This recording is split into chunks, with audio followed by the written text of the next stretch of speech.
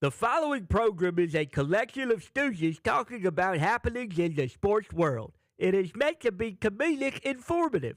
The opinions expressed on this show do not necessarily reflect the beliefs of their peers, their boss, or ESPN. There may be some cuss words because that's how humans in the real world talk. If you are young, please seek permission before watching any further. Hey, Why? let's go! This show stinks, and the fact that you listen, we are very, very thankful for. The all-time leading tackler for the Green Bay Packers. You pig! Damn it! Be a friend, tell a friend something nice could change their life. Sport! Hello, beautiful people, and welcome to the Texas State Fair here in beautiful Dallas. This Feel Good Friday starts right now. Football! Happened last night. Football's happening all weekend, and football is the talk of the town. And I will say this, these people are standing on asphalt in about 120-degree weather to come hang out with us. And we can't thank them enough for doing as such. Obviously, the Bears get a massive win over the Commanders last night. Obviously, there's an entire NFL...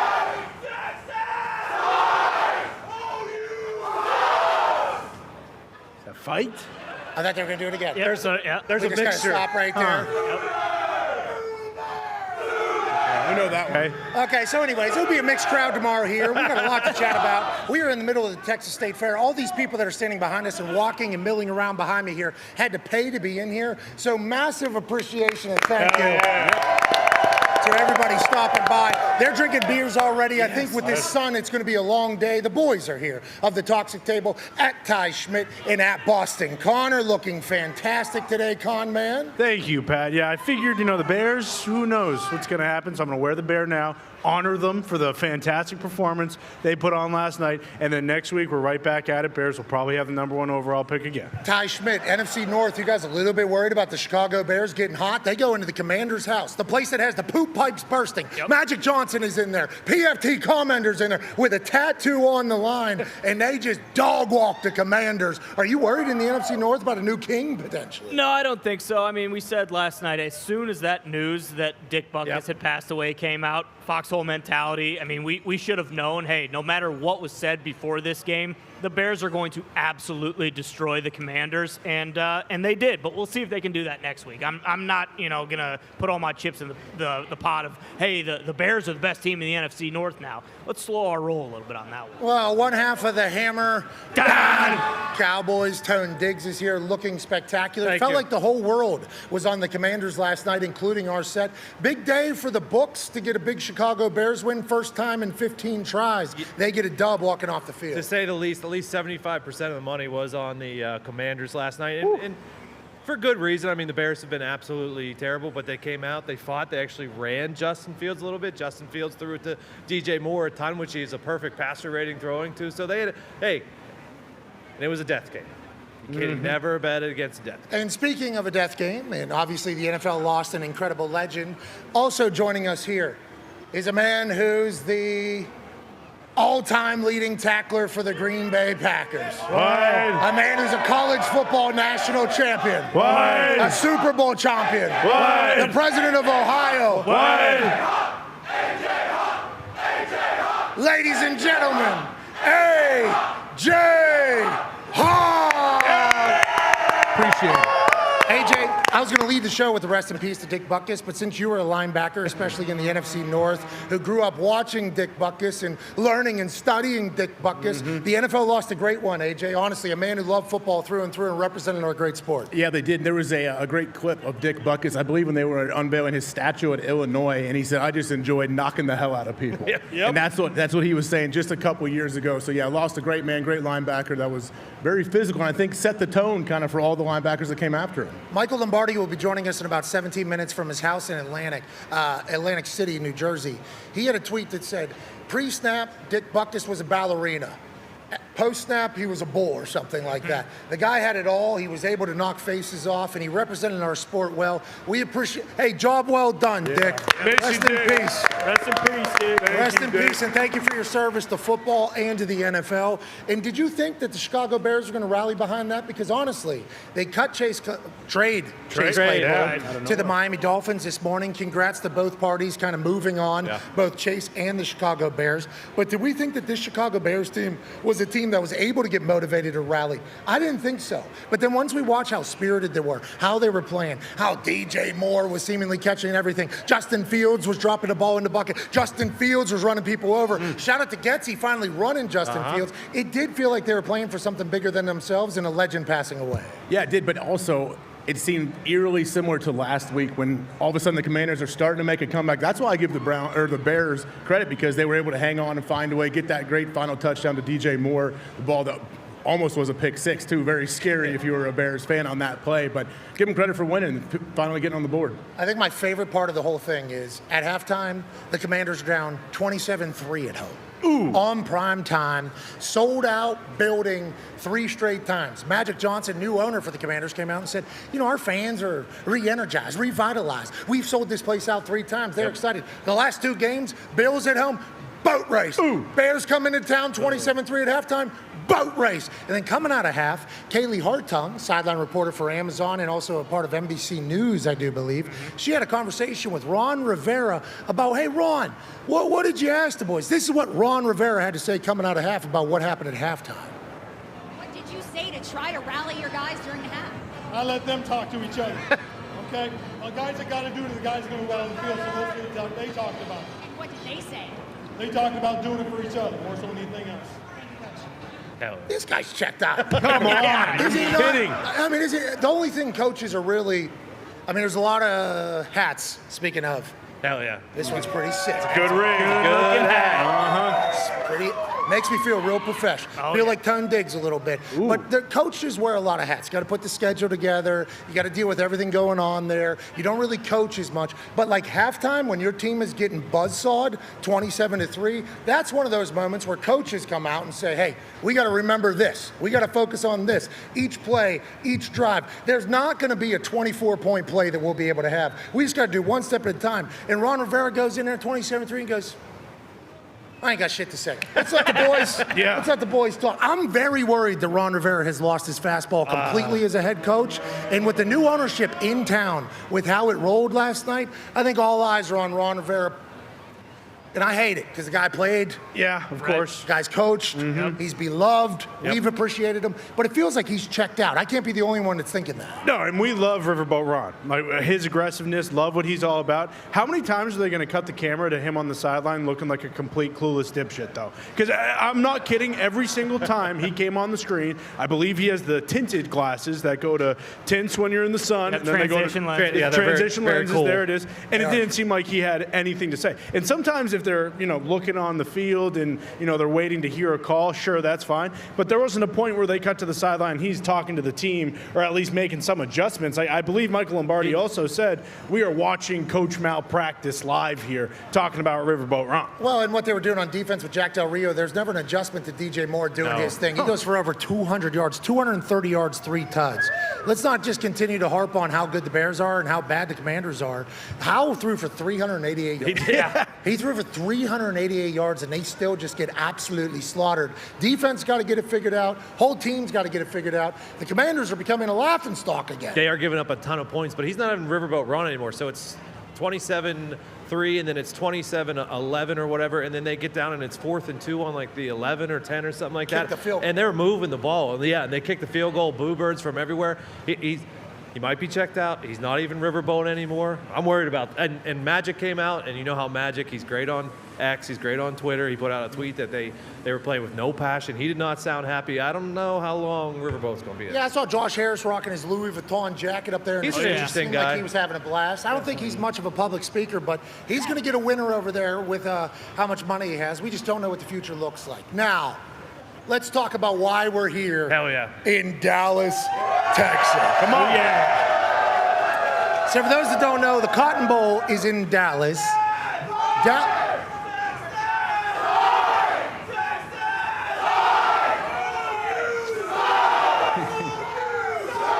Okay, that's a lot better and nicer than some of the chants that have been on this particular program whenever we take this show on the road. Yeah, I'd say. But boys, I don't think I fully understood that the Texas State Fair in Dallas, Cotton Bowl in the Texas State Fair. Sure. What have we learned about the Texas State or about the Cotton Bowl that maybe we didn't know before we got here? Connor, you start. Well, if I'm going to start, Pat, I'm glad I am because it all starts with Jay Curtis Sanford. Okay, back then in 1937, look, this wasn't, the talk of the town. This wasn't something that everybody wanted. Jay Curtis Sanford is a Texas hero. He paid for the first Cotton Bowl game, and Cotton Bowl also a play on Cotton Boll, B-O-L-L, the plants that you always see with cotton. But if we're talking Cotton Bowl, we're talking Jay Curtis Sanford. He's an American hero, and I'm glad that man lived because if he didn't, then we wouldn't be here right now celebrating some great football. Hey, Tone, who the hell plays in here? Do we know who plays in the Cotton Bowl? SMU played here from 1932 to 1978, I believe, and then they had a run in the 90s. The Dallas Cowboys played here for 11 years. They hosted the World Cup in 1994. Soccer? Whoa. Yeah. Wow. It's always hosted the Red River Showdown. It's also hosted the State Fair Classic between Grambling and Prairie View. Right back here in the Cotton Bowl? Yeah. Ty, what did you learn about this place? Well, I learned it's also colloquially known as the house that Doak built after, running back legend Doak Walker. He used to bring in, crowds when he was a great back at SMU. Also, this here stadium, like Tony mentioned, yeah, sure. It's the home of the Red River rivalry all the time, but it also housed the 1967 NFL championship between the Cowboys and the Packers. Packers did go on to win that game, and I know a lot of people are probably wondering about the surface. Oh, sorry, Cowboys choked. Who would have thought? Yeah, not news to you guys. What else is new? Used to be AstroTurf in here, okay? 1970, they put AstroTurf in, and then all the way in 1993, to prepare for the World Cup, they ripped that AstroTurf out because we know soccer players, they ain't playing on AstroTurf. They put some natural grass in. Well, what do we know about what's happening right now in the Cotton Bowl? Oh, there's a cricket infestation. Oh, my God. There is more crickets in that Cotton Bowl than you have in your entire state. I guess they're going to have to figure that out before tomorrow because Texas and Oklahoma will be having a Red River shootout at noon tomorrow where we'll be calling it on the field. The story of this particular game, I think, from all of us, is going to be the offensive line, defensive line. Allegedly, Oklahoma's middle three will not be able to handle Texas's defensive line. AJ, in your early research, because we're going to be calling the game, what are your thoughts and what we should be expecting tomorrow between Texas, Oklahoma in that Cotton Bowl, just feet behind our heads right now? I think you hit it right there when you talk about the middle three, especially offense and defensive lines. The big offensive line for Texas, are they going to be road graders with this Oklahoma defensive line? And on the flip, the Texas defensive line, we've seen them in person. We saw them play in high school. So they are big. Hey, everything's bigger in Texas. That's right, especially the D-line. They are big, they are fast, and they run, and they are violent. So that's the first matchup I'm watching. And then also, these big Texas receivers, they're physical. They can fly. They can make tough catches. I want to see how they match up with the Oklahoma secondary. There's more Oklahoma fans here than I expected there to be. There's also Yep, that's right. They're saying boomer. And there's a lot of people that have no idea we exist that are just trying to have their time here at the State Fair kind of walk through. Tone, how many weeks is this State Fair down here in Texas? It's from September 29th to, I believe, October 23rd, so about 3 weeks. 3 weeks. It is allegedly the greatest State Fair in the damn land. I will say. Well, bias. I will say, it is massive. Yeah. Yes. And there is, I can see the top of his head right over here. Texas, who's that thing? Big Tex? Big Tex, yeah. That son of a bitch is maybe 60 to 70 feet tall. The original was burnt. This is a brand new one. That's the resiliency of Texas. That is what Texas is about, and the pride is radiating from the Texans, and we are very, very appreciative and thankful to be here. About, I don't know, 155, 160 degrees right now. Around there. Yeah. Feels like home, doesn't it? It does. Yeah. It does feel like home for a guy like you who wears a cowboy hat, and me as well. I don't know how they're hustling these people over at this hoops thing over here. I don't know how the corn dogs are, but we'll be diving into all of it here today as we break down all the news happening around the football world. Let's pivot back to the NFL. The New York Giants are in quite a situation. Yep. So last week, obviously, we saw the Giants shit the bed. Right. Yeah. All over themselves. They paid Daniel Jones. They've looked inept and they've looked terrible. Evan Neal, tackle for the New York Giants, actually came out and chit-chatted about the boo birds that were happening from the Giants faithful. He said, these people that are judging us and booing us, what do they actually do, huh? What do they? They flip burgers. They make corn dogs. They're working at the Texas State Fair trying to hustle people into shooting basketballs, pretty much. Well, we all knew as soon as a player takes a shot at the fans, especially fans that are expecting a team to be much better than they are, there was going to be some responses. Yep. Yeah. Here's from the McAfee Show, a man named Dahn, who does sports media in New York City, also diehard Giants fan apparently, responding to Evan Neal, commenting about their fans booing him, and their fans basically not having enough money to worry about their opinions. Are you kidding me? Are you kidding me? I'd cut his ass. I would. How dare you? How dare you? These people pay your salary. They pay an obnoxious amount of money to park, an obnoxious amount of money for PSLs, to sit there and watch this pap, and you call them hamburger flippers? What, you're so much better? What? I'd rather have a guy that's flipping hamburgers block than your piece of garbage ass. Oh! Who the hell are you to talk to fans like that? You piece of garbage. I can't let players do that. You're not above us. What, because you happen to play a sport? You make them, you're better than me? You're better than the people that pay your salary? These Giant fans were here before you, and they'll be here after your sorry ass is cut. What a piece of human trash. And I don't want to hear some apology. I don't want to hear, oh, I was taken out of context. I didn't mean it. I don't want to hear, done. I would cut his fat ass. Oh, if I'm John Mara, I call him into the office and say, you were a first-round pick, but you're not worth anything. You don't talk to our fans that way. You don't talk to me that way. You are out of a job. You should boo him. You see him in the mall of Willowbrook. Boo his Get on board. ass. If you see him on the DMV, boo him. Don't stop booing him. If he goes to the Pro Bowl, boo him. If he wins a Super Bowl, boo his sorry ass. Screw that guy. That angers me. We're not nobody. Flipping, but how do you condescend to people that pay to watch you play? Poorly, I might add. Really bad. Oh,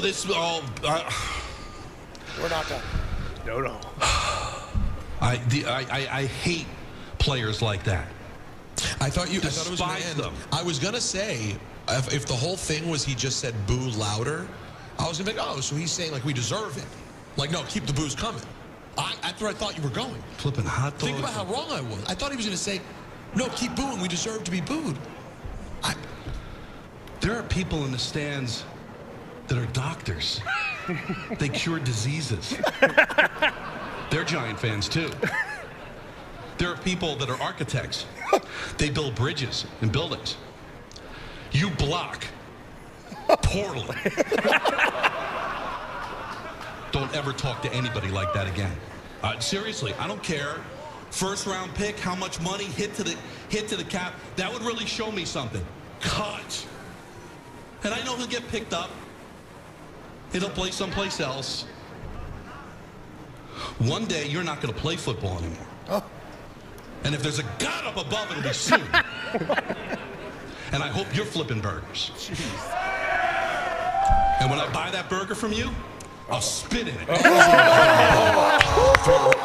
That's Dahn LaGreca. That's an all-time. That's one of the greatest rants of all time. Yes. Not normally in this media world do you just throw to another show for 3 minutes. Yeah. But that was a work of art from Dahn LaGreca, and I think everybody that was in that locker room that's around Evan Neal, and he was emotional after a game, Sure. did not appreciate the fact that their own fans were turning against him, even though, hey, that's how the NFL works. That is how passionate fans work. And now, obviously, the next steps that we knew that LaGreca said, I don't want to hear an apology. Well, there is one. Yep. Here's Evan Neal coming immediately the next day. But I'm remorseful, and I definitely could have used a better choice of words.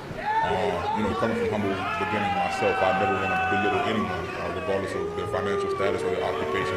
So I really just wanted to apologize apologize for what I said. So the fans here listening to LaGreca, they're booing him like they saw him at the mall there. Right. AJ, we knew this was going to get ugly. Anytime you take a shot at the fans are going to respond in a big way. Anytime you say, like, I got more money than you, you don't have money, what are we even talking about, is going to be responding in a bad way. We need to know, though, Evan Neal is just reacting out of frustration. He wants the team to do well, too, right? That's what we need to remember? Yeah, no question. There's a long period of time, I think, after a game, especially a bad loss, to where everybody might need some space and need some time to try to figure out, hey, this didn't come out exactly how I wanted it to. Anytime you're going after fans and talking about their profession, it's a no-win situation for an NFL player. As somebody, Any professional athlete, as somebody who has flipped a double bird at West Virginia fans. Sure. Okay? Yeah. And then it came back. Right back.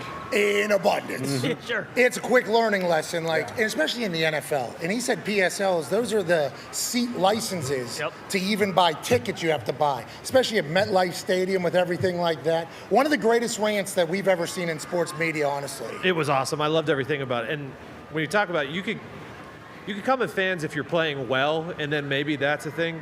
But when you are historically one of the worst plus minuses to start the season, what are they, minus 80 or whatever to start the season, and they've been blown out at home in both games that they've been there, and the O-line has been absolutely terrible, that is a bold move, my friend. Yeah, I think it's fantastic, though, that they have the Dolphins now. Yeah, exactly. Okay. Easy game. Right. They got a new number 1 wide receiver. Yeah, they brought in Chase Claypool. I don't know if they're going to use him or not, but I assume McDaniel will figure out a way to make him do something. And to get back to football, Wink Martindale, the defense coordinator for the New York Giants, was asked about now it's been going bad. The team's been playing terrible. Yep. And you got the Dolphins coming around the corner. Wink Martindale, defense coordinator for the Giants, who I think we all expected to be great all the time because that's how he's been throughout his entire career, mostly with Baltimore, now with the Giants. He was asked about what his life has been like preparing for the Miami Dolphins, and here is how he responded. Well, my wife called me last night before she went to bed. She said she was worried about me. She said, "Are you getting any sleep?" I said, "Yeah, I'm sleeping like a baby. Every 2 hours I'll wake up and cry and go to the bathroom and try to go back and get some more sleep." I mean, that's unbelievable. I mean, it's unbelievable. But that's where this league's heading. With some of the other scores, the points have been up pretty high. I think it does. I told our guys, not the players, I told our staff, because we're all old enough to remember the greatest show on turf. This is like that 2023 supersonic. I mean, they're faster than that. And that's the whole thing that, in preparing a team going into this environment, it's not even turf there, it's grass, and they're still faster. Well, so what we just learned there is that Wink Martindale understands the offense that they're about to stare down. But this is not a good time for the Giants conversation to be everything but football with how shitty they have been, Ty. Yeah, I mean, I understand it's tongue-in-cheek and he's kind of kidding, but he's also like, hey, listen, I don't got the horses to keep up with these guys, unfortunately. I have no idea what I'm going to do. We just saw what they did, to Denver a couple weeks ago. And for the Giants, who have looked piss poor through 4 weeks of the season, boy, I would not want to be Wink Martindale this week. Yeah, it'd be brutal, especially when you just think about who the Giants have in their secondary. Like, the Dolphins can beat you running, and they can beat you throwing. So it's really a pick-your-poison situation with, the Giants. And after, what Evan Neal's going through and basically what the conversations are probably like inside that building, I mean, we might be looking at another 70-burger from the Dolphins at home against the Giants. Don't you think, isn't he just doing his Bill Belichick to pump the other team up, though? He's kind of going over the top, like you said, a little tongue-in-cheek, but he also believes, like, man, this is crazy. I've been coaching for a long time. He's self-handicapping. I turn the film on, and I see all this craziness and all this explosive offense. How do I stop it? Yeah, I think he's doing like Al Belichick. Just pump your opponent up. Yep. Don't give them any bulletin-board material. Make them feel good about themselves, and then see how it goes on Sunday. Yeah, we'll see how it goes. The Dolphins got to get back. The Giants got to get back. Feels like the Giants got a lot of problems happening that are not football. We'll be having Michael Lombardi join us here in a few moments. Cannot wait to hear his thoughts on it all as a man who's been a GM and a coach and everything like that. Let's continue to bounce around the NFL. Von Miller has spoken. He said he gives himself a 94.5% chance of playing this weekend in London against the Jacksonville Jaguars. We don't know where the 5.5% went. Okay, we don't know. Is that the Bills holding him back? Is that the Bills telling him he can't play? Is that somebody outside of his force saying he won't be able to take the field over there in Wembley? But it sounds like we are about to have Von Miller back on a football field, not America, in London. I love everything about it, Tash Schmidt. Yeah, and I mean, we mentioned it yesterday. Like, even if he is only at 94.5%, or I know that's what it is for him to play, like, we don't know what his actual health percentage is, but with how good their D-line's been so far, like, you really do only need him maybe, a handful of plays. Hey, third downs, let's get him in there to rush the passer. Do you think there's any worry, though? I know we've had some guys who go over to these London games, and because of the long flight and everything with inflammation and then the surfaces maybe being a little different. Oh, he's got to do the Russell Wilson. Exactly. Exactly. Tight. Karaoke. I was thinking that might be the 5.5%, but it's huge, though, because I just saw this morning, I think that Russo's out, who had 2 sacks last week against the Dolphins, so they could use that extra pass rush from Vaughn this week against the Jags. I love the fact that the Jags have just stayed over there all week. Yeah, genius. They are London's team. Do we think DeVille is going to be hopping off that roof again? Has to. I hope so. And if we see Von Miller back, we'll all be pumped. Vaughn, congrats on good recovery. Yeah. Boy, Vaughn. Way to go, Vaughn. Vaughn will not be joining us this year every single week because his agent. Oh, yeah. Oh, that's right. What happened? What's that? What happened? His agent, agenting, doing his how it thing. goes. Yeah, you know how it goes. Competition, I guess, now, because we're at ESPN, is what he said. Just know that we love you, Vaughn, and we did our absolute best. I don't know if your agent's telling you that or not, but we certainly did on the back end, and we can't wait to see you back on the field. Joining us now is a man who's a general manager in the NFL. He was a coaching consultant in the NFL, multiple times Super Bowl champion, an author, a TED Talk speaker, an email newsletter writer. Ladies and gentlemen, the ever popular Paisano, Michael Lombardi. Hello, guys. Hello, guys. How we doing? I got to back up a little bit here. How we doing? Wow. Oh, nice. Yeah, the Cotton Bowl. Love it. I love it. Lombo, forget about the Cotton Bowl, which is currently cricket infested. They're going to have to get that figured out before tomorrow. Lombo, this crowd just gave you a nice little... I appreciate that. Thank you, Pat. Thank you. That's awesome. I love it. I love it. Thank you so much. It's all because of you. I mean, let's face it. They're cheering it. I appreciate it. That is not the case. It's because of everything you've accomplished for this great sport of football and how appreciative they are of that. We will say, I see you in that long sleeve right there. If you're doing that here, you'd lose 30 to 40 pounds like that. It is hot. It is sticky. It is beautiful here at the Texas State Fair. Speaking of beautiful, Chicago Bears get off the schneid. Oh, my. First win in 15 attempts. I saw a lot of your tweets. You were calling out the Commanders' coaching practices offensively, defensively. At halftime, Ron Rivera came out and said, I didn't say a damn thing to the team. I just go ahead and let the players talk. What are your thoughts on last night? Why did the Bears have success? And what's next for the Commanders, Paisan? Well, I mean, look, give all the credit to Chicago. Eberflus has been drowning in, that program has been a mess. They just traded Claypool to Miami for basically nothing. They gave up the 32nd pick in the draft. They dumped Claypool to Miami for basically a swap of picks.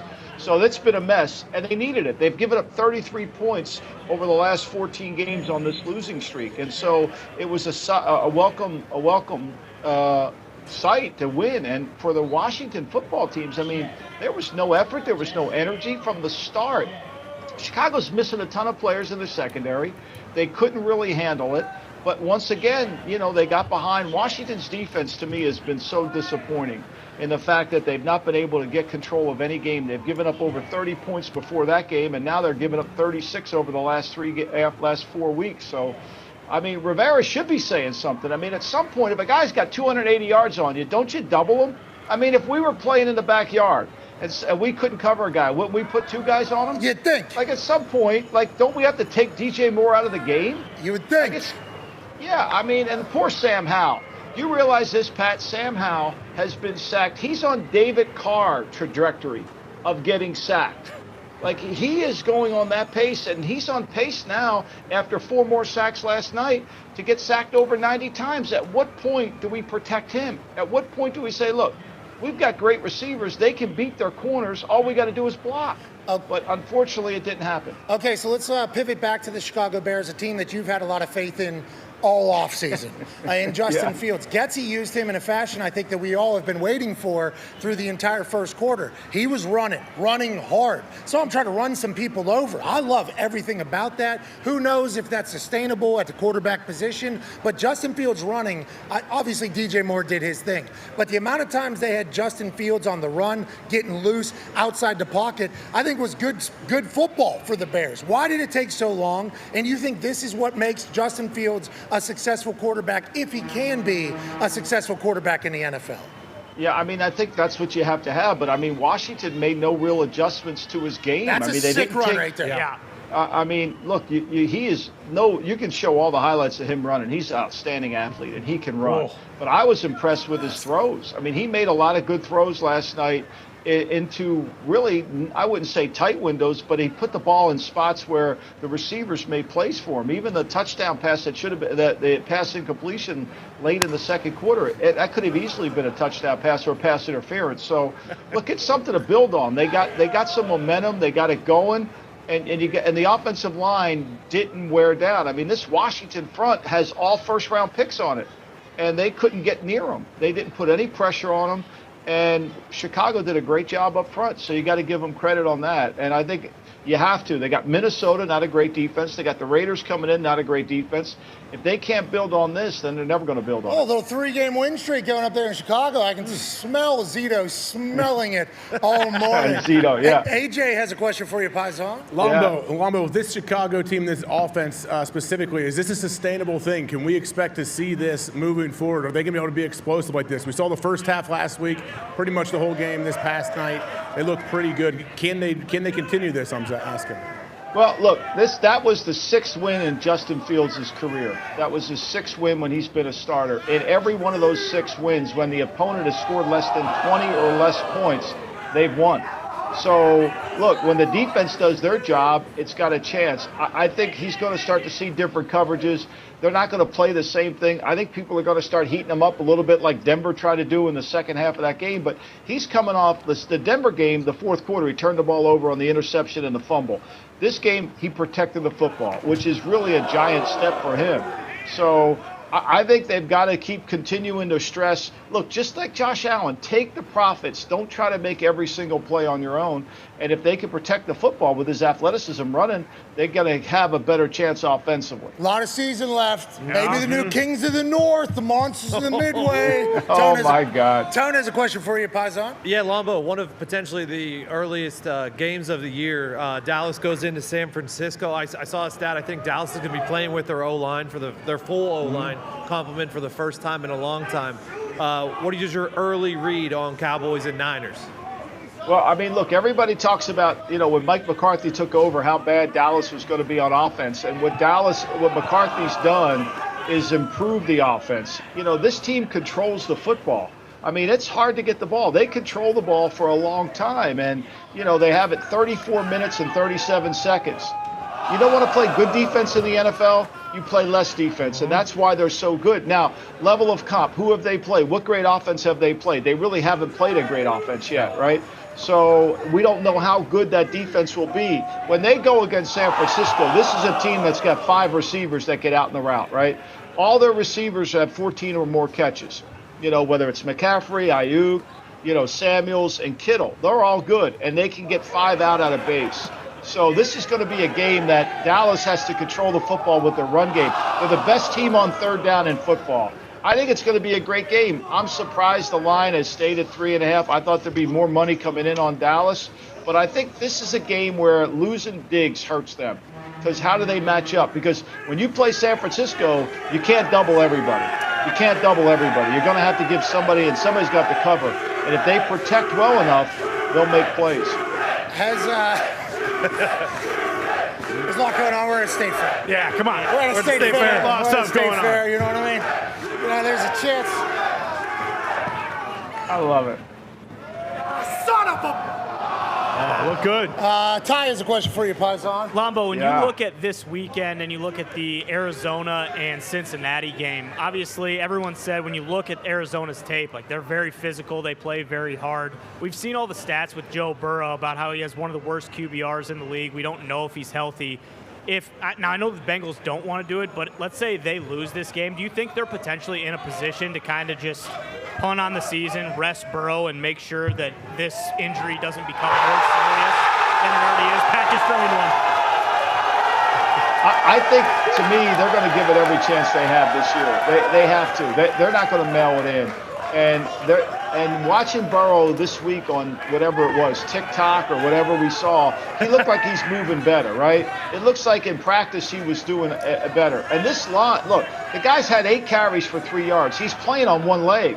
Like, it's not really fair. And their offense has been stagnant. I mean, Chase doesn't have a touchdown after 4 weeks. They can't make an explosive play down the field. So it's going to have to change quickly.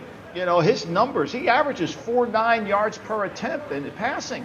I mean, this is a guy that's been one of the top players in the league. It's got to change, and it has to change now. The problem, too, has been, we talk about playing less defense, Pat. I mean, the Bengals have played 32 minutes of defense. They can't control the football with their offense. And they got to get it's not all on Burrow, too. The offensive line's got to play better. So this line opened up at 6.5, and now it's down to 3. That's how much faith people don't have in Cincinnati. It's kind of an interesting game. So we saw as bad as the Cardinals are on defense, nobody trusts the Bengals offense. Yeah, so we saw a stat the other day from a man named Arjun, I believe is his name. They have the second worst percentage of 3 and outs in the NFL. I think it's at 47% or something like that, 3 and outs with your drive. Yeah. To your point, defense is on the field all day. They're not able to get anything going. How does Zach fix that? Isn't there some sort of way to at least get 1 first down so we can maybe control the game a little bit more than what we have been for the first 4? I think he's got to mix it up a little bit. I think people read him in 11 personnel. And look, he's got to get the game to the fourth quarter, right? He's got to say to himself, the Cardinals have done a great job all season of outscoring their opponents for 3 quarters. But when the game gets to the fourth quarter, they're behind 44-7. 44-7, they lost games in the fourth quarter. They went into the fourth quarter with a 22-point advantage, and they end up with a -14 on the season. So if you're Zach Taylor, you're saying, hey, look, we got to get this game to the fourth quarter. We got to keep it close. We can't have negative plays. We can't keep having negative runs and sacks. This is what kills drives, when you can't get the drive going. And I think he's got to change it up. He's got to move it around a little bit, play some 12 personnel. Where they are right now is where Buffalo was last year, when when Josh Allen had to take over the game, and Joe Burrow can't run like Josh Allen. They're a little bit stuck right now. They got to change their personnel groupings. Very unexpected too, man. I feel like we all had high hopes for that Bengals, especially in the AFC North, and now we're looking around. It's like, who is it over there? Lamar, I guess, because he's been the hottest as of late. Do we think Zach and Joe will be able to figure it out quick? You think? I think they'll figure it out if Burrow gets healthy. And if Burrow, this is a game I wouldn't play, because if Burrow's healthy, and I thought he threw the ball better in the little clips I saw, he will. Look, this Arizona defense is not very good. They should move the ball if he's healthy. All right, we appreciate that. Connor has a question for you, Paisan. Yeah, Lombo, we were just listening to Wink Martindale and about him, you know, not being able to sleep. He's sleeping like a baby, waking up every 2 hours to shit and eat. But what do you think most people go through when they're trying to prepare for the Dolphins? And then this week in particular against the Giants, are we looking at another 70-point burger from Miami, or do you think this will be a little more competitive, unlike, the Giants' previous games? Well, I mean, look, here's the problem if you're a Giant fan. Your defense with Wink Martindale, who I love, and has blitzed a bunch, right? You got a league low 18 total pressures against opposing quarterbacks all year. 18. Okay, and they blitz. And Tua has only really been pressured on 12 dropbacks all year. It's the lowest in the NFL. Last week he got pressure. Daquan Jones inside was outstanding. Oliver, their edges were good. Leonard Floyd's been great for them. I mean, they've done a great job, Buffalo. They set the edge on both sides in their cover two. You couldn't get it. They pressured Tua coming to his left so he didn't have those easy throws. And I think there's a formula there, and Wink saw it on tape. Now he's going to have to execute it. You're going to have to get Tua out of his rhythm. And you can't sit there and just lay, okay, we're going to just lay back and let him run the ball, because we know they can run the football and they will call runs. So it's a hard game. I can see why he's sleeping like a baby. The problem is, how do the Giants score points? I think they're averaging 11 points. Jones is the only quarterback to turn the ball over in every single game on an interception this year. So how do they get to 20? How do they get to 20? And if they get to 20, can they hold Miami to under 30? I don't think so. It's a hard game to handicap. Hey, my baby is finally sleeping through the night. Yeah. So Wink's talking about early, baby. You know what I mean? He's talking first couple weeks. Wink never got up. Wink has 2 kids. He never got up for either one of them. Trust me on that one. He don't know what he's talking about. Well, that's like, now, I enjoyed the fact his wife was like his wife saying, how are you sleeping? That would be something you would think that the wife would know, but not in the NFL. Those coaches, Wink's living at that facility, obviously, with how bad it is. Oh, yeah. I mean, look, he has. I mean, Wink was, I told this to Ty. I mean, there's, other than Ty, no one does a better impersonation of Lou Holtz than Wink. No one. No one. I mean, it would be a dueling Lou Holtz impersonation. We're going to have to get it on the show. And we need actually Lou on it so we can get 3 Lou's. That would be beautiful. We get 3 Lou's, it'd be great. And see what school they piss off in the middle of it. Shout out to Ohio State. Let's dive into your picks. How'd you do last week? Do we remember? I was 1-1. I had Minnesota and the Giants. Wink let me down with that horrible effort against Seattle. Ooh. I mean, that was embarrassing. Lumbo, before you get into that. How would you feel about Evan Neal with the crowd and the fan and saying the whole thing that has become, and we just watched Dahn LaGreca lose his mind. Evan Neal, obviously, just emotional. He regretted it, I assume, an hour after he said it, and then everything that takes place afterwards is it. Can't say it still, you're a professional. But how do you handle that if you're the GM or the coach with Evan Neal?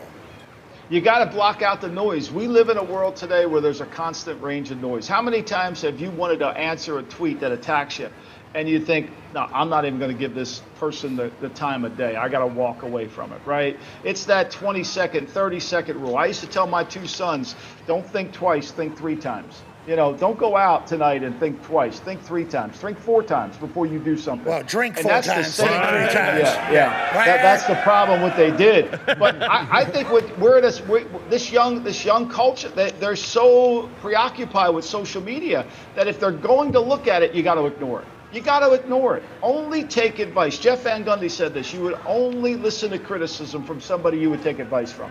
So you have to block it out. You can't let it bother you. And you as a coach have to talk to the players about this every day. Because if the noise on the outside is affecting your play, even though you say it won't, it really is. So I think this is something you got to talk about every single day to the players. Ignore the noise. Lombo, a lot of noise around the Giants. None of it is that they're good at football. That's not good going into week 5 of an NFL season. Let's dive into your picks. Who do you like? What do you like this weekend, Lombo? I mean, this is an interesting card this weekend. You've never seen, like, what we're seeing in this card. There's some numbers on the board, like the Rams being a 4-point home dog. Yes. Minnesota's a 4-point home dog. The Steelers now, this is one of those where everybody, I know Diggs isn't going to want to do it, but when you start looking at the Steelers and you look at Mike Tomlin as an underdog, and you look at this situation of this game, and how it goes back and forth, and how the dog is, I think the dog is just so favored in this game all the time. It just dominates it. So to me, but I'm going to go on a different direction here. I love the Colts this weekend. Let's go. Here's why I like the Colts. Hell yeah. Hates the Cowboys. Here's why I like the Colts. Loves the Colts. I like the Colts because I think the Colts, look, last year when the Tennessee Titans went into Philadelphia, Strickland did a nice job. He understood what the Titans need to do. You can't run the ball on the Titans. The Titans are hard to run the ball, but you got to throw it. Now, I understand that the Titans have covered the last 5 games in the series, right? Relax. But the way that you've got to be able to throw the ball, and the way Richardson can, I think you can attack the secondary. The line flipped. Vrabel was originally the dog. Now he's the favorite. I think when you get a home favorite, getting a 1.5, if that's what the line is there, I know it was that this morning. I like the Colts. They got to play good on defense. Last week we saw Derrick Henry get going. I don't think there's enough of the passing game to really go. Burks didn't practice yesterday for the Titans. So I like the Colts. The other game I like, which is going to go, everybody's going to yell at me too, I like the Falcons at home. I think if you study Desmond Ritter's record at home, he's never lost a home game in his career. right? And they can run the football. The one thing that the Houston Texans have not been able to do, and I think they've been remarkable, right? I think that's a great story, and C.J. Stroud hasn't thrown an interception, but the one thing they've not been able to do is stop a run game. And I think, to me, that if Atlanta gets their run game going, it makes everything better. And Atlanta is good at stopping the run. They're 33% on third down. And I just think, to me, that they'll make enough plays going with the home team. So I like Atlanta, and I like the Colts. Well, I like to hear that, Lombo, because I like the Colts as well. Now that might not be the case, but Lucas Oil is going to be rocking. We're going to be there. Have you done any, I know you're an NFL guy, but like Texas, Oklahoma happening here tomorrow? Hey, it's the first time since 2009-ish, everybody's saying, where both teams are wagons right now, Texas, though, seems to have the beef in the lines that Oklahoma might not be able to keep up with. Have you looked at this game at all, and what are your thoughts? I can't break it down, but I love watching it. I think Oklahoma has been an unbelievable, the rebound with Venables has been able to do in terms of where they were last year and how they are this year. And look, one thing about Texas last week, I know they played against the backup quarterback at Kansas, but Texas has risen to the challenge. Every time I think they're going to lose a game, they go into Alabama, they win that game. Last week against Kansas, everybody thought Kansas had a chance, but the quarterback got injured. I think it'll be a fun game. Look, one thing about Texas, they're adding these wins. They're going to be there at the end. I don't know who in the Big 12 can beat them. I don't know West Virginia. Well, West Virginia. Give Neil Allen credit now. You talk about the noise now. Thank I mean, everybody was all over Neil Allen, and he's come through. He's not listening to it. That's not his name, but of course, hey, we appreciate the hell out of you, Paisan. Have a great weekend, pal. Anytime, guys. Hey, Lombo. Yeah. They clap for you. You're supposed to be out of here, but I just thought about this because, as I was saying, have a great weekend. You got kids in the league, which reminded me of the fact that have you heard all the talk about Jimmy G not being tough? Have you heard this at all? Have you? And what are your thoughts? I've been around Jimmy G. I don't think it's a toughness issue. I've been around them. I think Jimmy G's unfortunate, and I don't think there's been a quarterback that has come back from this concussion, or any player who's gone into concussion protocol and has been able to pass the 5 steps. I think that's a real challenge this year. And I think that's good for the players. I think that's really good. I'm not arguing with that at all. Okay. But I've been around Jimmy. I don't think Jimmy lacks toughness. I mean, he's taken some hits. Now, is he durable? I think he's I worry about his durability, certainly, but I don't worry about his toughness. Edelman, Martellus Bennett. Yep. The McCourties were on there. I don't think they followed up, but they certainly didn't say, whoa. No. They were kind of laughing in there. That's just something I don't think any of us could have expected. We just always thought he was hurt. Then they're saying maybe he could have. You were in there. You'd know better. Just like with everything. I don't know if you can fudge this concussion. I mean, I think the players want to play, but if they don't pass those tests, they can. And it's all brain scans. It's way out of my league. I'm not a doctor. I couldn't figure that out anyway. You're telling me. You're a doctor of football there. Ladies and gentlemen, Paisano, Super Bowl champion, Michael Lombardi. Thanks, guys. Appreciate you. Thank you, Lombo. I'll tell you what, I did make a shot in there. Oh, yeah. Yeah. Nice. That's a long one. Yeah. Not just make either. I mean, that one hit the bottom of the net. It might have ripped it. Yeah, I mean, it's a full court, it feels like, over there. AJ will be shooting later to give. Oh, get one shot later? What is it for today? Hey, this guy, $1,000. This guy, $1,000. This guy right here, $1,000. Doesn't even know it. Him. If he makes this, you, $1,000. That was right on, AJ. You're going to make it. I think you're going to make it. It's a lot farther than I thought. Now, I will say there's a lot of people that are just kind of passing by as I was hucking this ball out there, almost decapitated a couple people. Hey. That's a little bit of pressure, a little bit of stress, but here we are, live from the Texas State Fair with the Cotton Bowl playing host to the Red River Rivalry. That's alliteration. Until 2005, this game was called the Red River Shootout. That's right. Okay. Now it's called the Red River Showdown or the Red River Rivalry, but we are expecting a little bit of a shootout tomorrow. I've been told that we are getting gifts of food right now. Whoa. What? This is from, you can definitely bring those on. Beef? These are from Ruth's Tamale House in Fletcher's Corn Dogs. Uh-oh. We got some fried Oreos here. We got some corn dogs. Thank you. Oh, no. Hey. There you go. Thank you. Thank you. We got some corn dogs and fried Oreos because we're enjoying the state fair, but we also have some other things that we have to talk about before the end of this hour. Matthew Stafford, Cooper Kupp starting a podcast. Yep. Called the Nine and Dime Podcast. I don't know if that's is that because he's a dime? I think because he throws dimes and Cooper Kupp's number 10. But then why is the 9? 9 is Stafford. 9 Stafford. And dime? 10 is Kupp. But like dime though. Is it because of how handsome Cooper Kupp is? Oh, it could be all there of it is. You know what I mean? Both of them, really. Very attractive. But they announced that they're doing a podcast. I assume this was supposed to be announced maybe earlier. Cooper Kupp now playing again. Yeah. Probably just out of the optics, didn't want to do until Cooper Kupp was back on the field because this guy cares more about a podcast than getting healthy and getting back on the field for the Los Angeles Rams. Excited for that. Excited anytime we learn of more players speaking openly. The more stories we can hear, the more information we can gather, the more truth from the locker room that all of us can find out about makes the world a better place. So good luck to them on their podcast. Hell yeah, rip it Now, up. good luck to the Rams, too. Cooper Kupp's back with Puka Nacua, with what he's been able to do with Matthew Stafford. And I think he's been described as like quarterback on the field. If you remember what Cooper Kupp and Matthew Stafford, old 9 and dime, were like when they were together, this might be an unstoppable offense again for the Rams. And look at, are the Rams back, A.J. Hawk? I mean, I think that just might be. That's the thing. What Puka Nacua has been able to do, and you think in adding Cooper Kupp, a couple years ago, they were unstoppable. You couldn't do anything to cover this guy. It felt like wherever you went, whatever game he played. And I think it kind of helped that they flew under the radar. No one really gave them a chance coming into this season, and they've kind of exceeded those expectations early. And I think they're just scratching the surface of what they could be, especially on offense. Last time he was healthy, Cooper Kupp won the Triple Crown, right? With receptions, touchdowns, and yak. What do you have, like 1,800 yards or something? Yards, quadruple crown. Oh, what? Yards, touchdowns, catches, and then yak. Yeah, bingo.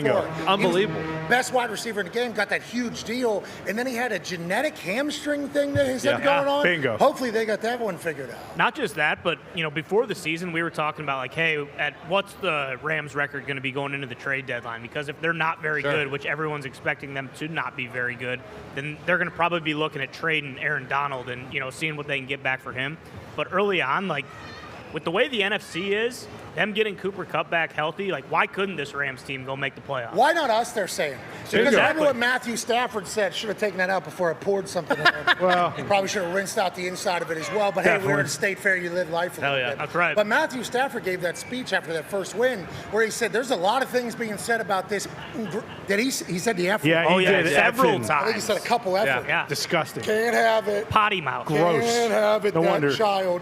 But they believed, I think, since the beginning of the year in this crew, they got veterans in the right spots. Yep. Okay, they got goats almost at the right spot. Then a very young crew that can follow the lead. You get a couple rookies that start dominating. Why not the Rams? And good on them building this thing back. Yeah, bingo. Kyron Williams. I mean, when he played against the Colts last week, he had 2 touchdowns. I think he's had 2 touchdowns in 2 of the 4 games already. But how awesome is it now, too, with Cooper Kupp being out for those first 4 weeks? Just in Puka Nacua's ear, I'm sure, teaching game, giving him exactly what Stafford likes too, which is probably more important. And then the Eagles defense, I don't know if you've seen some of the stats coming out about the Eagles defense, but it is not the defense of last year. It is a much different situation this year in Philly. What are you saying? I mean, they gave up 31 to Sam Howell, and Sam Howell's a gunslinger, but still 31 points is a lot. I don't know if they gave up 30 points aside from the Super Bowl at any point last year. Even when they lost to the Commanders in that first game, it was 27, but I think the Rams are kind of great, especially now with those rookies that you mentioned being good. In Philly, I don't think they have to worry, but you lose Gannon, and then you lose CJ, GJ, and you see what Steichen, you see what CJ, GJ meant to that defense last year and what he meant to the Detroit Lions defense early. It might not be the dominance on both sides that we saw last year. And if you think about what Arizona's doing, they lost a good one in Gannon. It's not just like you lost Gannon and then we move on. And we made fun of him, obviously. Had to. Shots. All the videos that the Arizona Cardinals social team, and we don't get along with the Arizona Cardinals PR social team anyway, so who cares? It was trash. It was trash. Total. They should have known that they were going to make this guy look like a doofus early. Now, inevitably, it does not matter because what he's been able to do in the building far outweighs whatever social media video goes out there. But the way he was being painted in all the videos that we looked at, it was like, oh, this is a Sirianni guy, but a little bit of a dipshit. Who cares that he's no longer at the Eagles defense? They still got their guys. They get more pieces. They bring in a human rhino out of Georgia to do the on the defensive line, Jalen Carter. It's like we just assume they're going to be okay because of those first times we're seeing Gannon. Like, that's not that big of a loss. And then also some of the decisions that Gannon made last year with that defense. There was a lot of skepticism. It's like, it's not that big of a loss. But now you see the Cardinals rally, and it's like, this guy's a glue guy. Feels like this guy is a glue guy. And then you think about what Shane Steichen has done with the Colts. Oh, this guy's a glue guy. Yeah. You lose two great leaders, seemingly, out of your building, you're going to feel the effects of it. And on the defensive side, all the stats are saying they're definitely doing that in Philly, Tom. Yeah, we always talk about that, and I think a lot of people, because, you know, the Eagles have a lot of guys back on offense and defense, but anytime you lose two coordinators who both go get head coaching jobs, like, I mean, you guys would know much more, but obviously, like, that probably takes several weeks for them to kind of find their groove and get on the same page as, you know, the defensive captains, and then obviously, you know, Brian Johnson getting on the same page with Jalen Hurts too. Now let's talk about that NFC East. Okay, because if you look at last night's game with the Commanders, we overreact to everything. They're dead. Yeah, never going to win again. Okay, they're dead. Ron Rivera doesn't want to coach another game. Bingo. Ever. That's the vibe I get, right? Owner might sell the team. Just got it. Just got it. Mortgage hasn't even gone through. Nope. Right. Already moving on. Shout out to them doing that. You look at the Giants, what? Dead.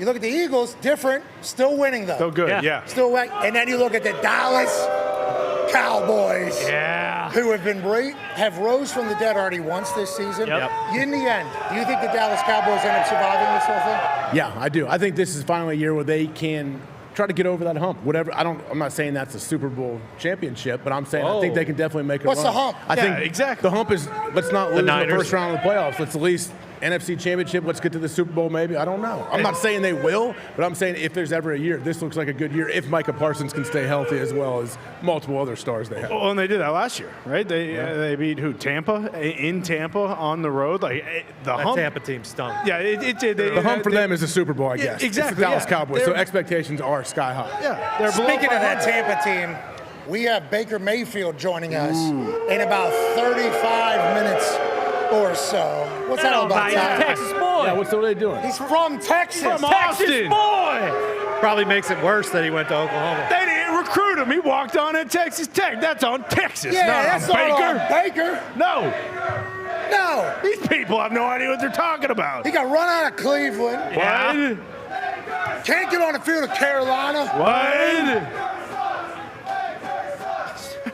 Come on. Jeez, He does. He's actually playing the best football he's playing. Yeah, they're good. He's unbelievable in Tampa right now. The NFC is fascinating, though. Yeah.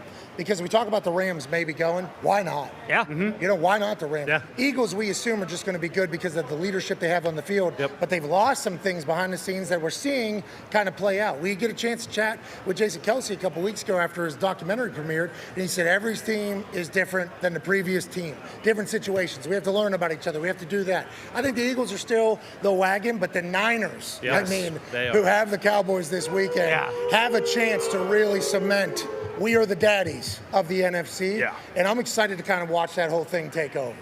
You think Brock Purdy's ever going to take a step back? I think he seems like he is ascending and he is just continuing to climb every single game he plays. The only thing that has brought Brock Purdy down is Tommy on. Yeah. Right? That is what the injury was or whatever.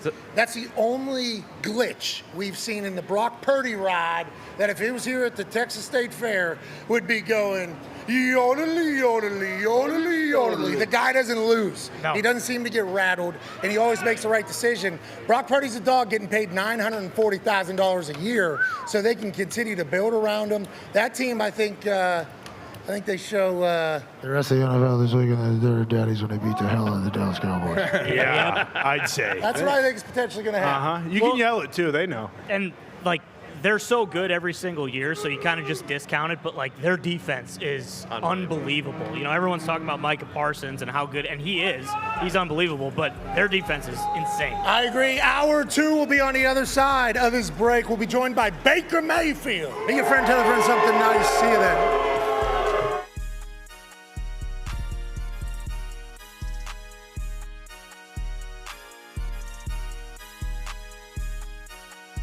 Is a crowd of about 30 people moving through the back end of the business field here. And in the middle of it is this black Samoan man who has become the most famous human on earth.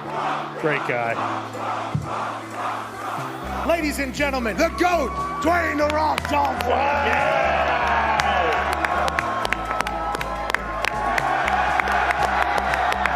There's thousands of people skipping class to come see your big ass. Listen, there is thousands and thousands of you skipping class. It doesn't matter if they go to class. Moana is one of the best animated films of all time. What? Okay, can't wait for the live action. Thank you, yes. But You're welcome. We talk about Moana. What can I say except you're welcome? And we talk about Mana. Honestly, listen, kid, I could go on and on. I could explain every natural phenomenon. The tide, the grass, the ground. Oh, that was Maui just messing around. I could have like buried its guts, sprouted a tree, now you got coconuts. What's the lesson? What does it take away? Don't mess with Maui when he's on a breakaway. And the temperature here on my skin is a map of the victories I win. Look where I've been to make everything happen. Look at the me Maui just tickety-tapping. That's it.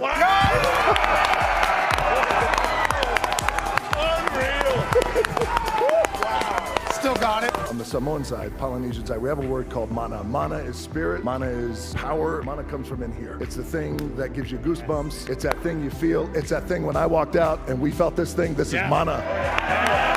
This is mana.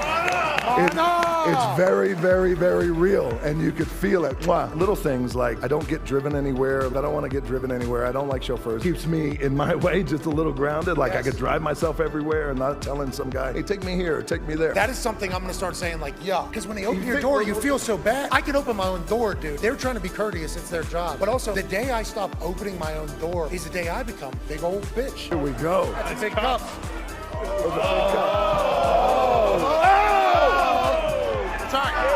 Sorry, Mike. Here's the iconic sound. You guys know it.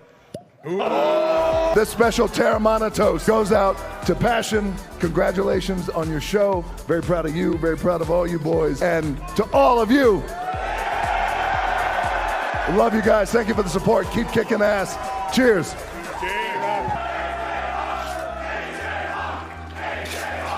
In my world, when I sit down and we're talking about movies and all this other shit, it's never this. It's never this, back with the boys, and you. So I appreciate it, and this one's to you. Thank you, boys. To you, pal. Cheers. All right, we're going to take 5 minutes. The following program is a collection of stooges talking about happenings in the sports world. It is meant to be comedic informative. The opinions expressed on this show do not necessarily reflect the beliefs of their peers, their boss, or ESPN. There may be some cuss words because that's how humans in the real world talk. If you are young, please seek permission before watching any further. Hey, Why? let's go. This show stinks, and the fact that you listen, we are very, very thankful for. The all-time leading tackler for the Green Bay Packers. You pig! Damn it! Be a friend, tell a friend something nice could change their life.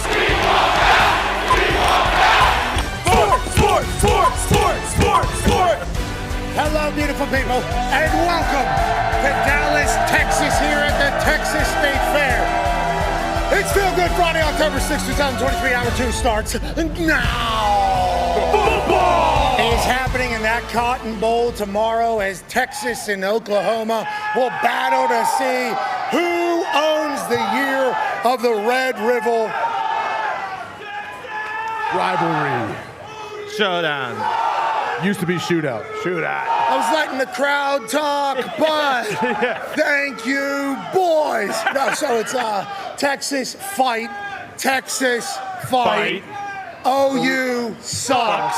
OU sucks. That's pretty clever. Isn't it? I do like it. But the Red River rivalry will be battled here tomorrow with a great college football slate. We'll talk to Reese Davis of College Game Days, both basketball and football, in the third hour. We'll be talking to Baker Mayfield, obviously a man who has had great success. And in this particular, Baker Mayfield will be here in about 30 minutes or so live. And I'm joined by the boys here at the Texas State Fair. a man who's supposed to be at the Texas State Fair at Boston Connor is here looking fantastic. Yeah, it's great to be here, Pat. I mean, this hasn't been mentioned yet, and we mentioned Big Tex. That's the biggest Ferris wheel I've ever seen. That might be the biggest Ferris wheel actually on the planet. I don't know how you don't go up there and pass out because you're so far up. Well, the thing about the big Ferris wheels is you don't know what you're signing up for when you get a ticket. Yeah. Hey, do you have a good 2 to 3 hours of your day? You're going to go sit in this thing. Because remember, it's got to stop at each one, to let people on and off. So you're just on that ride for seemingly ever. I've done one Ferris wheel in my life. I'll never do another. But if there was to be another, it would be this big-ass one here in Texas. That's the first time, though, that mullet has been in a state fairground. Yeah. I feel like you've been received well here. Yeah, I think so. I love Texas. I'm a Hook'em guy, so I figured that it might be received a little better. I'll tell you what, though. I've looked around. I am definitely the dumbest dipshit with the mullet because, usually I will say these people out here are fools, and some of them with the cowboy shirts on, they are.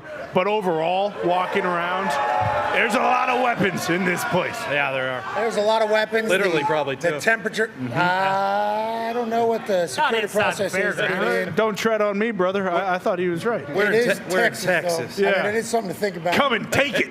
A lot of boots, a lot of mustaches, got mullets, got good vibes, though. People feel good because not only the Texas State Fair is radiant and everything, but this Texas-Oklahoma thing does really captivate entire states. Yes. And I feel like we're incredibly lucky to be here and thankful to be here. Ty Schmidt, how pumped are you to be a part of this? This is now, okay, if we just think about where our lives were a few years ago. Sure. We were in a basement doing this entire podcast. Yep. Then we were renting other studios to do the podcast. Then we got a building that we didn't own and didn't know if we were going to have power every single day. Now we're literally just feet in front of the damn Cotton Bowl, talking very dumb stuff. As random people are forced to listen to us as they walk by. We are living the dumbest life of all time, and it's an honor to be here. I believe you share those same sentiments as I, and would love to hear your thoughts on how stupid this whole thing is. Yeah, no question. This setup, I have to say, kind of beats the hell out of being in a box truck on a slanted hill or in a parking lot in New Orleans where it's 175 degrees in there. We got about 2 inches to move to each side. Very spacious. I will say, I had a little trepidation coming down here. I've always been a huge fan of the Red River rivalry shootout. But listen, I'm an Iowa guy, and I said, hey, Texas State Fair, yeah, I bet it's sweet, okay? It ain't got shit on the Iowa State Fair. But then, hey, whoa!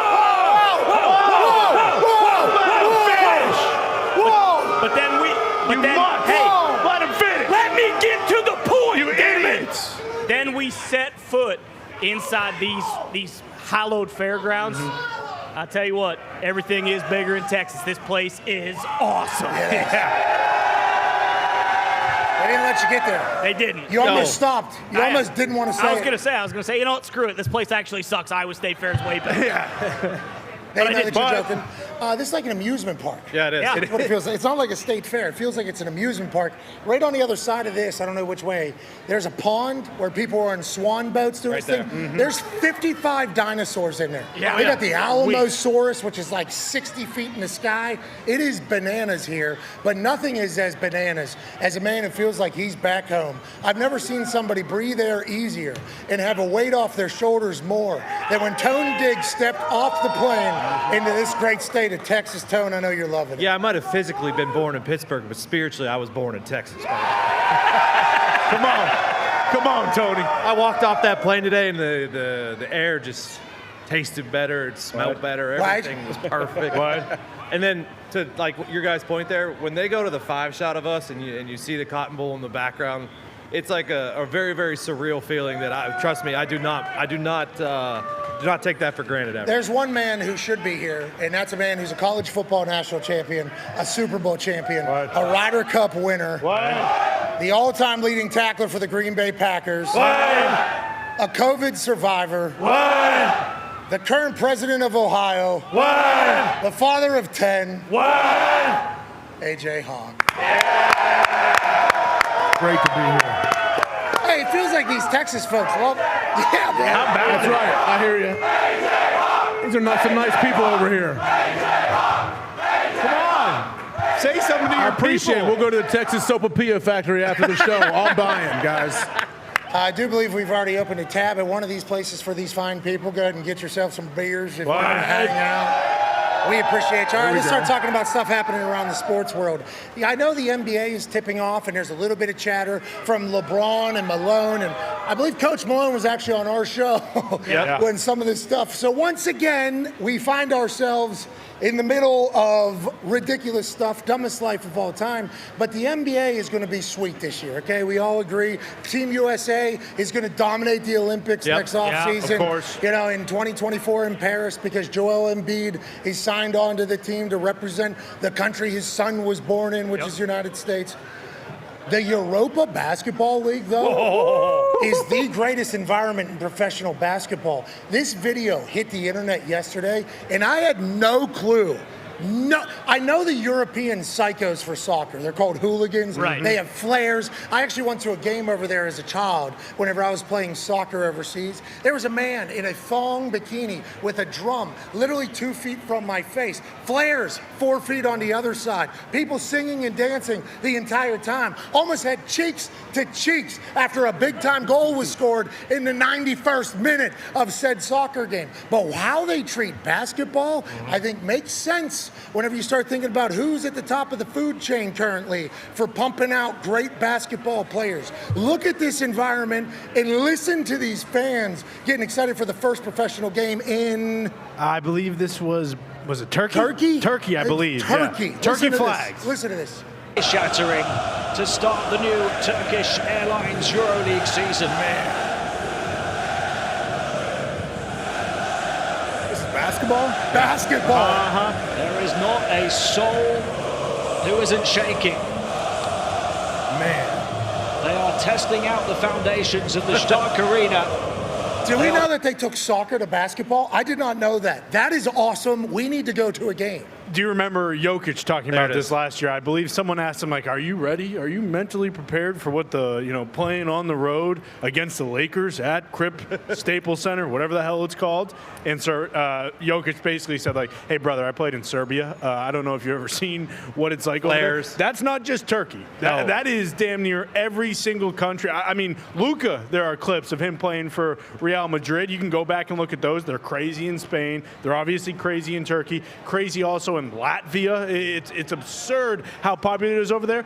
That is what America is missing. Because people go crazy at NFL games and college football games, of course, especially here in Texas. Now, granted, there are a lot of whites that get into fights and get knocked out. And drunk whites. I'm assuming that there are some drunk Serbs or Turkish people who probably get into fights as well. But that's what we need. Could you imagine how much better the NBA Finals would be if they were doing that in Denver against whether it be the Celtics or the Heat or whoever the hell it was? Like college football atmospheres are the closest thing we have to the hooligans in Europe. Bingo. I believe that is it's true. It's passion. It feels like your entire family is being represented and you're fighting for. And the reason why those soccer teams in Europe have such an incredible loyalty fan base is because it's literally like, this is our town. Yes. Like, this is all we have. This is what we are supporting.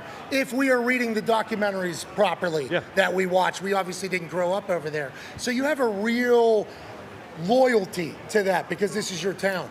College is the same thing. The NFL, you would think it's the case, but they almost get priced out. A little bit. A little bit priced out, AJ. And that's something that needs to be remembered, I think, as we move into this suites in the stadium era where everybody's trying to get like the most amount of money possible. Let's up the internet as high as we can. Let's make these seats comfortable and let's make sure it's like a hangout. And I can understand that. And that might draw a certain atmosphere. But what you're potentially pushing out is something ever resembling that, which needs to be every single sporting event that happens of all time would be amazing, AJ. I mean, so if they watch or they come to a game here, these people that go and obviously that place looks like an outdoor stadium, but it's an indoor basketball arena. They're making it look like a stadium. Do they probably hate us as Americans and think that we just are not passionate at all about sports? I do wonder the fanhood judgment that comes from them. Anyways, hey, mad respect. You guys are doing great. Keep doing it. Speaking of respect, the Miami Dolphins said, you know what, Chase Claypool, it can work here. Chase Claypool, who is most recently with the Chicago Bears, who went 0-10 with the Chicago Bears, 170-some yards, I believe, in his entire stint with the Chicago Bears after leaving the Pittsburgh Steelers, where he had a remarkable rookie campaign where he was going on people's heads, and we learned of the nickname Mapletron, and we thought this guy was going to be the next guy to take over the wide receiver position. He and Ben Roethlisberger on 3rd and longs, big deep ball touchdowns, became an instant classic, an instant sensation. And then we don't know what the hell happened. No. It's kind of all, it went a completely different direction. We think he's a nice guy. We think he's a good guy. And he just started to not work at all in Pittsburgh. So much so they trade him to Chicago. Chicago celebrates because they think they got a number 1 wide receiver. We got the rookie Chase Claypool in, and he gets, and we don't know what the hell happened. It did not work. He's big enough. Yeah. He's strong enough. Right. He's fast enough. Right. He's handsome enough. Right. I think we've seen him catch a football before. Yes. So he can catch a football. Just for some reason, it has not worked as of recent history for him. Him going to McDaniel's offense. That'll probably script some things for him to get the ball in his hands and be able to do some stuff. Do you think it works with him in Miami, or do we need to just think that Chase Claypool is dead as an NFL player? I think if it can work anywhere, it can work in Miami. Now, I'm not saying it's a guarantee, but I think McDaniel, they would not have signed him if they didn't have some kind of role that they were planning on using him in. I think a good point there. Maybe early on, I don't know if he's going to be dressing right away. I don't know when he's going to be in the lineup. Get him a few balls early, little bubble screen, little quick slant, something to get him going, to get him ingratiated with the team. And I think as well with Tyreek Hill and all the stars they have on that offense, they're not going to let him go and take plays off and do stuff, some of the stuff that we saw going on in Chicago when they show him loafing on certain plays. I think he's going to maybe it's a little bit of a wake-up call, too. Like, hey, this is my 3rd team already. I'm on the Dolphins. I have a chance to win a ring here. I better get it going. The one potential thing that offense is missing is because I think Tyreek, Waddle, Berrios, they're all under 6 foot. They might not all be under 5'11". Yeah. They're missing a big body. They got rid of Gesicki to New England, so they are missing the big body. And athletically, he has it all. Like, that was never a question. I think the problem that happened was he spent too much time with Juju and TikTok and stuff like that. Well, he did get into fashion and TikTok, which we were happy about. Find your happiness. That's do right. everything like that. We hope Chase Claypool is able to find it. McDaniel, I believe we have a quote here. Yeah. Dolphins head coach Mike McDaniel and Chase Claypool. You guys want me to say it? He's fast. McDaniel and Claypool's work ethic will give him a chance to show who he is and sees better than hears. Expectations are crystal clear. They talk to Claypool, who wants to change narrative. So I don't want to, try to lump this together too much, but like Baker Mayfield, for instance, great success in Cleveland. Yeah. Wins a playoff game. Yeah. Right. Does it? Something happens. We have no idea. We're going to ask him here in about 15 minutes, actually, like what he thinks and did he feel whenever it kind of fell apart, seemingly, with Cleveland. So much so, he ends up at Carolina. One reason or another, can't get on the field because they had so many other quarterbacks. Then he goes to L.A. and just out of nowhere, he's all the way back. Doesn't stick around in L.A. because they're committed to Matthew Stafford. They are going to go on to draft Stetson Bennett. But he signs at Tampa an agreement to compete with Kyle Trask, and now he's all the way back. Yeah. This is his 4th team. Yeah. Chase Claypool, this will be his 3rd team. There's a chance that you do find a point where you go, no more of this. I'm going to take over this thing. I'm going to change what everybody's saying about me. Baker was able to do it. Numerous other people have been able to do it.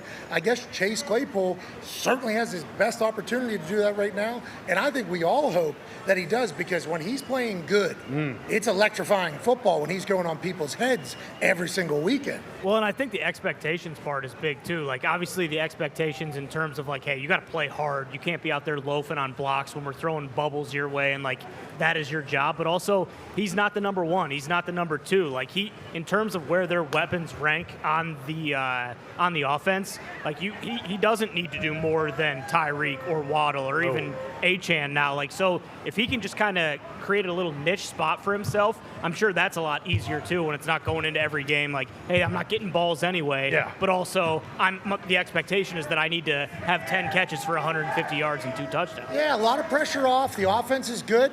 It's his 2nd time getting traded. Yeah. At this point, only up. Yep. whenever it comes to the conversation. And what is success for him in Miami? 300 yards. It's not like he's coming in there like Ty said. He just had 180 in 10 games. I don't think they're having him come in like, hey, we need you to catch 50 balls this year. Ladies and gentlemen, joining us early. What an honor this is. Heisman winner. Yes.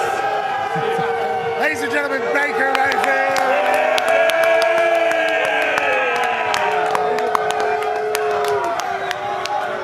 Came out here as soon as he got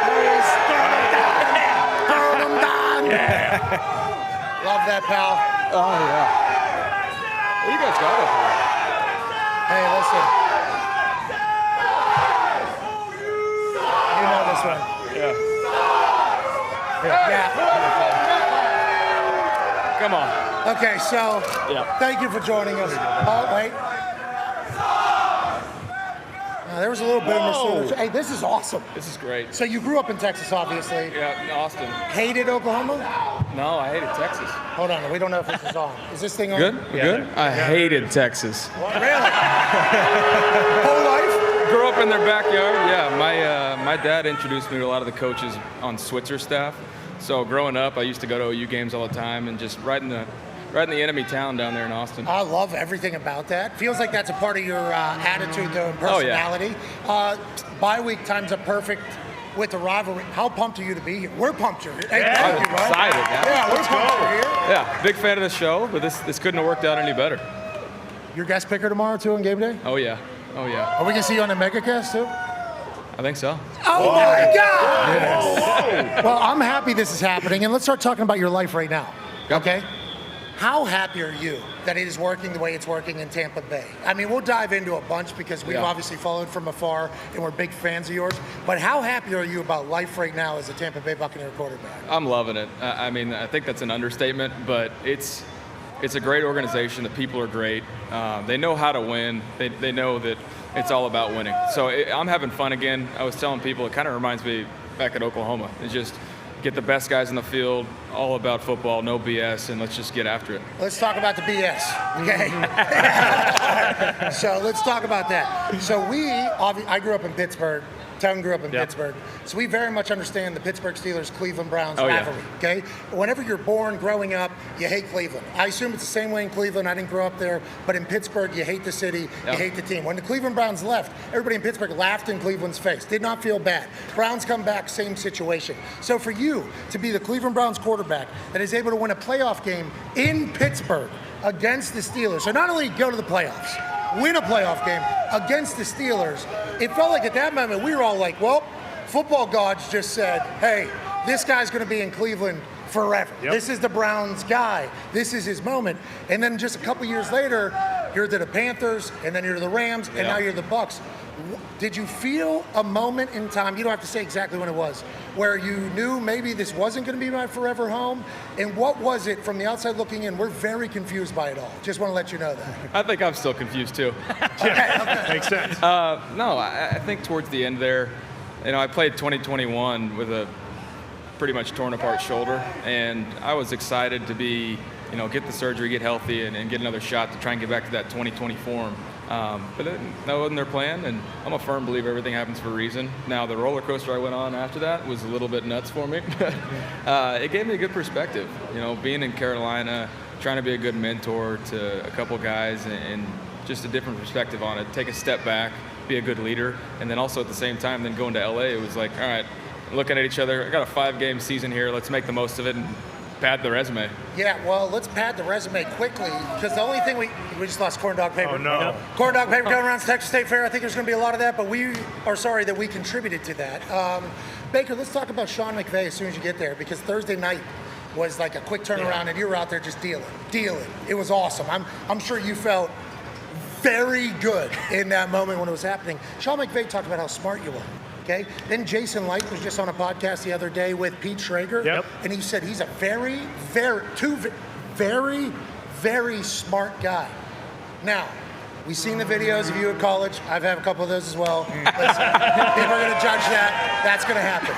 But why do you think that was never talked about for you? And when you hear that, is that like legitimize anything that you have felt about your football game for a while?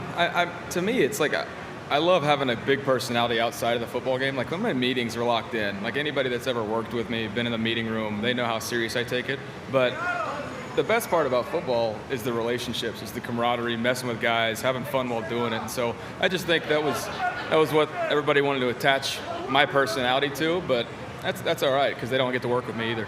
Well, that personality is also leading to you, I guess, becoming a fan favorite in the locker room already. Jason Light talked about how you hang out with everybody on the team. Have you always been that type of leader? Did you have to go through some shit at Cleveland to become this guy? No, I've been doing that for a while. I was doing that in college, and that's just, you get to know your teammates, you fight for each other. As you guys know, it takes so much more than just one guy doing their job. And so the more you can do, the more you can show support for your guys outside of the facility, and the better. So it's the greatest team sport for a reason. You're just a football dude, huh? I'm a football guy. Yeah, all day. AJ has a question for you. I see you got a little tat on your wrist that says "Believe in yourself." When did you get that, and did you ever not believe in yourself? Because we talk about it a lot. We had Troy Aikman on here and said Baker's playing best when he has all of his moxie and he's having fun and you're competitive and that fire that we like to watch.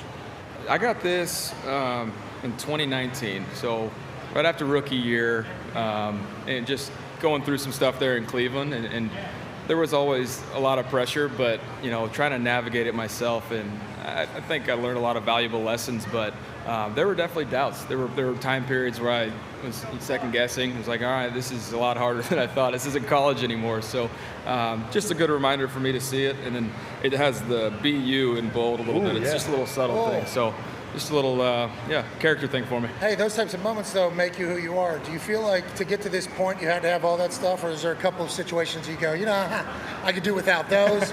But like, there's a lot of those I could do without. Yeah. Amen. But the person you are right now seems to be the best quarterback you've ever been in Tampa in the situation. I feel the same way. I think, all the mistakes and things that I've gone through, a lot of them self-inflicted, but there are opportunities to learn and grow from it. And so just making the most of this opportunity with the guys down in Tampa, and I'm loving it. And it's not fake. It's hot as hell down there. Yeah. You just accept that you're going to sweat when you walk outside. Yeah, but you're from Texas. You're used to this shit. But it's so humid, though. It's a different type of heat. It is. It's thick, as they say. Tone has a question for you. Yeah, Baker, you didn't say it because you're a professional, but I'll say it. That place stinks. Just so. What place? Cleveland. Tony, Steelers fan. Yeah. Come on, Cleveland. But how nice is it when you go to Tampa and you and then you just have Mike Evans and Chris Godwin on the outside? Like, was that like when you got there, you're like, holy shit, these two are awesome? Or? Yeah, I mean that was a big deciding factor for me. Those guys are studs, man. Two of the best to ever do it, and just seeing them in person, they're so much fun to watch. The work ethic, I mean, the talent speaks for itself, but seeing how meticulous they are about their craft, it's fun to watch. Jason Light said that you were flirting with them. Did you see that? Yeah, he did. He said that it felt like you also wanted to be a Buccaneer throughout the entire process. Yeah. Is that true? And are Mike Evans and Godwin a big part of the reason why? And how many other places were you thinking? Ultimately, it was a pretty easy decision. I mean, it came down to them, just a couple others, but really it was a couple others. Oh, you're about to say. I want to let that one slip. But it came down to no one. I mean, they didn't have the best year last year, but they were so banged up, so many injuries, and I just knew they had a great young core, but also the veteran leadership that was still going to be there, the key pieces that you need to win, and so it was an easy decision for me. Bowles is a dog. Ty has a question for you. Yeah, Baker, you talked about like the young core and all the playmakers on the outside, but going into this year, the narrative was, hey, this is the Saints division, and if it's not the Saints division, it's the Panthers just drafted the number one. Like, no one was talking about you guys, which is kind of crazy because, like you mentioned, I mean, you lose Tom Brady, so you understand some of that. Yeah. But was there a point during either camp or like early on where you're like, that's bullshit? Like, we have a team that can go win this division this year. Yeah, I mean, early on during OTAs and stuff when we were competing with each other, I think I started to realize the talent that we really had. And then mandatory minicamp came around, and it was my first time seeing Levante David play in person, how he's shooting the gaps. I was like, shit, we're going to be pretty damn good. So it happened pretty quickly. Hey, I'm going to read some stats about you to you. Okay. Here we go. This should be fun. Oh God, there's been a lot of terrible shit said about you by people in microphones. So let me read some good ones. Is that good? I appreciate it. No problem. I was actually on the set for one of the biggest. Did you see the Rex Ryan and me interaction? I did. Okay. I appreciate you. Hey, no problem at all. But at what point did you have to stop listening to all that noise? A couple of years ago. It was probably tough, though, man. I assume as a human, which you are, you seem to be an actual human. It's human nature, and from somebody that wants to make sure everybody in the locker room, we're all on the same page, we're headed towards the same thing, to see the outside narrative start to bleed into the building and affect the relationships that I was having personally, that was the worst part, so I had to just stay away from it. I assume that bummed you out, though. Yeah, that's not fun. No, it's not. When you're having I guess, people are second-guessing your character, who you are as a person inside the locker room, that's never fun. Tough. The way you've responded here, and it didn't lose your confidence. Hey, I like the cut of your jib. Big. I like the cut of your jib. Okay, here's some stats on Baker Mayfield this year. Leads the NFL in third down passer rating, 140.7. Money down. Pretty good. Money down. Baby. What is about the, honestly, third down, you're always money. What is that, especially this year? What are you doing different? You know what? It's obviously you want to get the first down, but there's been a lot of the plays on third down so far that just get it in our guys' hands, let them make a play. So it's just taking care of the ball and put us in a good position, because knowing we have the defense we do, as long as we take care of the ball, we're going to be pretty dang good. Did you know this offense coming in? How long was that period? So it's really similar to the LA one. So I had my first little look at it, those 5 games. But yeah, Dave Canales is doing an incredible job with the install and getting everybody on the same page. What is it? Lingo, term, plays? What's the problem? Do you use flashcards? How do you operate? The guys that have seen me work, I'm a kind of a nut job. I highlight everything. Different colors mean different things. I take notes. I have my iPad that I take notes on, but I like to write it down and reread it. Yeah, I think when you write it, you remember it. For game day, I got to do, because I mean, I've pissed off enough schools at this point, but a lot of these schools, you know what I mean? You don't, like, I've had to learn so much about so many people and, like, so many names from so many different places. Schools that I didn't even know existed. Yeah. And then I got to learn about the players on their team, and it's like, and I would like to show respect to college football, though, because that's what, you know, game day is. So I had to, like, this is the most amount of work I've ever done in my life, school included. So what I've learned is, like, writing, though, and then I remember myself writing it. But that's a long time.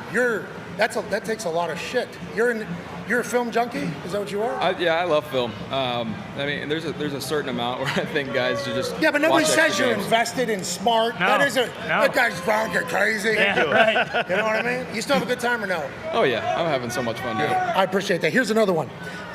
Leads all qualified passers. So we don't know what qualifications are. But qualified passers in passer rating under pressure, 116.0. You're not 6'4".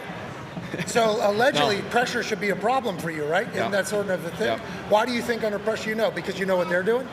A little bit of that, and then I keep crediting our defense, but practicing against them in training camp. I mean, Todd's bringing a ton of different blitz looks, and so it was a bunch of reaction time, and it was honestly training for me, not just learning the offense, but where were my answers throughout that. So it was kind of a throwing right in the fire during training camp. These guys say they love you out there. You feel that? Oklahoma, still? I love them. You live in Oklahoma? You go back to Oklahoma? Where? I actually live in Austin. No! I mean, you got to walk around town and just throw these down every once in a while. Gets the people going. Yeah, it does. Yeah, it does. They actually tried to make a rule against it, didn't it, at some point? Yeah, they did. NCAA. So it was a flag. That's so soft. Buddy, soft? You have no idea. You have no idea how soft.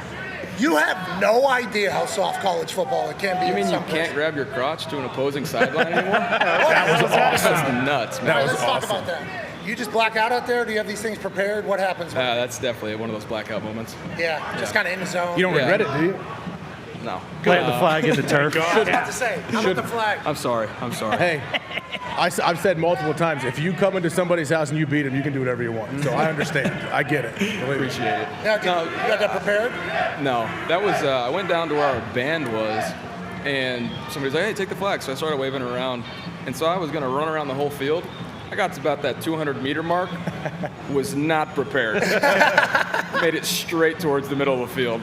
400 meters a long way. I don't know how people do that. Well, A squared plus B squared equals C squared. Yep. You cut that thing right down. I need that hypotenuse angle, man. Yeah, that's exactly. Boom. Very, very smart. Jason Light said. Ty has a question for you, Big. Oh, I'm sorry. Connor has a question for you. Yeah, Baker, you mentioned Carolina and how it was kind of like a mentor process and you were helping other younger guys out, but also, you know, you and Sam Darnold's same draft class, kind of went through very similar things. Yeah. Were there conversations between you two like, boy, that did not go how we thought it was going to go, or was it more so just like, hey, there's plenty of time in both of our careers to kind of turn this around?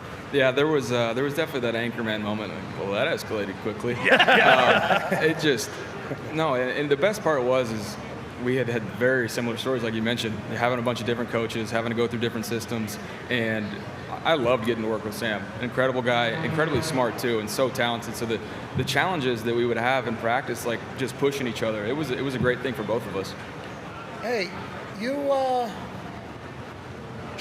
and Odell friends? We're good now. Okay. How does that? I didn't even know if I wanted to ask that, just because I don't want to put you in an awkward position because you're going into bye week. Yeah. Got game day tomorrow. Feeling good. You know, the whole thing. We got great things going on. You're at your best ever. So that was the little hesitancy as I was thinking. No, we're good now. That's part of me growing as a person. I think normally I would hold a lot of grudges, but no, we're good. We squashed that. That's awesome to hear. Yeah. Still chit chat. Him going to Baltimore, big news. You going to Tampa, big news. Still continuing to do it. Happy you two are getting along. Yeah, me too. Yeah. Anything you do off the field? What do you do? Golf? I try to. Good. Swing too hard. Yeah, I'm a lefty, so I get up there and Hell my yeah. right There you arm, go. I turn too quick. I don't know. It's just bad. Were you a baseball player growing up? I was. Supposed to be a baseball player, like professional? Yes and no. I didn't. I love football It feels so like much. all you Texas dudes, right? Yeah. Those two. Yeah. Like you're going to be a pros, though, it feels like. Yeah, and I stopped playing club baseball going into high school just because Texas high school football was so serious. So it was like we had to do 7-on-7 in the summer, had to do all this if you really wanted to play. And so I chose. I mean, I played baseball all through high school, but I just didn't do it like the normal guys do. You're that high school football down here, real deal, huh? Oh yeah. We've only seen Varsity Blues, Friday Night Friday Night Lights, Lights. so we don't really know, but it's real shit down here. It's huge. I mean, we would play. So I went to Lake Travis. We would play Westlake before we were in the same district. We played them at UT Stadium, and we had 45,000 people there for an opening game of high school football. Damn. Hey, that helps you though, doesn't it? Don't you think? Yeah. 'Cause Like then- whenever you go to the big moment, obviously you've been doing this since you're 15, 16 years old. That's real. It gets you prepared because there's nothing like that. And then we were good enough. I mean, we had 5 state championships in a row, and every year you're going to Cowboy Stadium to play, and they fill that stadium up. And so it's incredible. It really does prepare you. Do you all that fired that pigskin board as children keep in touch with each other? Do you have one big group text? Oh yeah.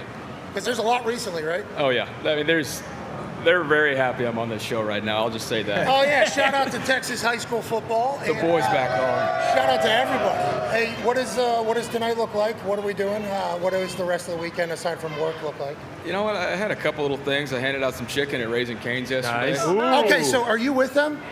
I had a one-off deal with them yesterday. So does everybody? We have a question. Yeah. We've kind of watched this. Seems like they have a deal with literally every human on Earth. It's good chicken. I've heard this. It's an amazing thing. But you had a deal with Raising Cane. Good deal. Yeah, it was Let's good. I appreciate it. Yeah. And then this morning, I think I caught more people off guard. I was handing out gas gift cards at a Quick Trip, just a random gas station. I'm just a man of the people. Yeah, you are. This guy's working at the gas station this morning. Then he's joining us. Then he's on game day tomorrow as the guest picker. Can't wait to see what your record is there. Feels like it's going to be great because this is your great year. You're currently sitting at your career best marks in overall passer rating at 101.5. Pretty good. Which we don't know what that one goes to, but you're over 100. Pretty great. Over 100. Triple digits. And your completion percentage right now is 69.6%. Always been accurate. That's always been a thing? Yeah. It's something I take pride in. Yeah, just being a good decision maker too, and just giving guys a chance. Yeah. In high school, though, you used to be able to put it in the keyhole? Yeah. I couldn't. I'll tell you what, though. You asked about baseball. I couldn't throw a strike, though. I couldn't pitch. But I can put a football anywhere you want.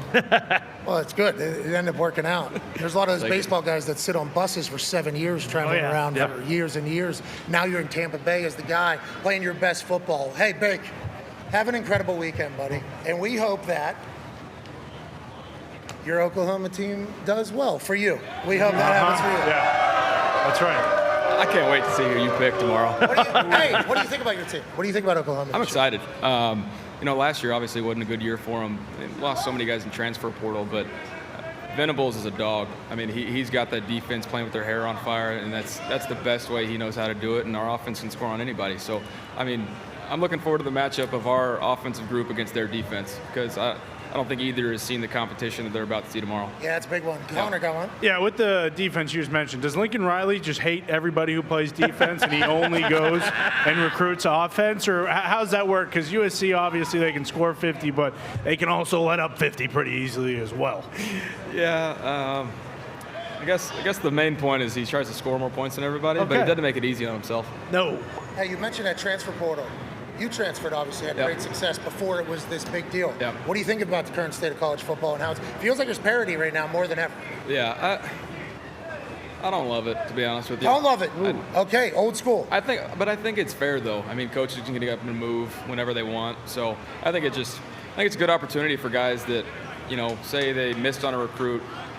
All you have to do now is just treat them poorly and they'll transfer. So it's a good opportunity for kids to get out there and have a better place. Oh, I didn't even think about just utilizing the transfer portal as an open up of a scholarship too. Yep. Hey, yeah, 6 a.m. workout for who? You. Just you. All right. Extra cardio for who? Yeah. You. All right. Let's go, right? That transfer portal is available. All right, Baker, enjoy the hell out of your weekend. Thank you for stopping by. Congrats on Raising Cane's. Yep. Yeah. And the gas station. Wide. And the Tampa Bay Buccaneers. Wide. And this sick bracelet right here. I appreciate that. Sweet. Yeah, how long you been a bracelet wearer? Got a bunch of diamonds in it, That's too. what I'm saying. That's about 5 years. Pretty cool. Really? Necklace guy? Got a necklace on, yeah. Me too. Got a little shine. Look at that. Jeez Louise. This guy's a professional quarterback. Big bills. Ladies and gentlemen, Oklahoma legend, Heisman winner, Tampa Bay Buccaneer quarterback, Baker Mayfield.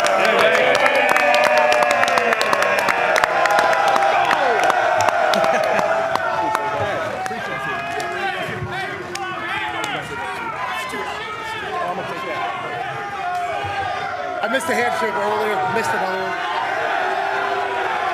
Jeez, AJ. Thanks, AJ. Barbarian. Appreciate you, man. What a story. Hey, good story. Unreal. Great Good story. Especially today. Today's NFL, people are all over the place. I checked. He wasn't even rocked up either. What's that? Huh? Who's that? Baker. He wasn't even going 6 to midnight. Yeah, not a lot of motion on the show, though, Tony. What's that? The motion, people going back and forth. Yeah, he was Baker. I enjoyed as soon as he stepped on the stage, horns down to these people. Yeah, it was sweet. As soon as he could make eye contact with one person wearing a Texas anything, the horns immediately went down. Yep. And then he knew he was going to be in it. But then we started talking about real stuff in there. Him and Odell good again, huh? That's good to hear. And he even said, hey, that's part of him maturing, not holding grudges. That's a big deal. I think that's a huge deal for him, and I didn't know that until this conversation. I might not have been keeping up, but I'm happy for Odell, too, that they both can move on, because I assume Odell felt a certain way, and maybe he was thinking about it, I don't know. But anytime people can squash a little something and removes the negativity, I enjoy that. Feels like Baker's life's fine. Wonder if him and Senior are okay.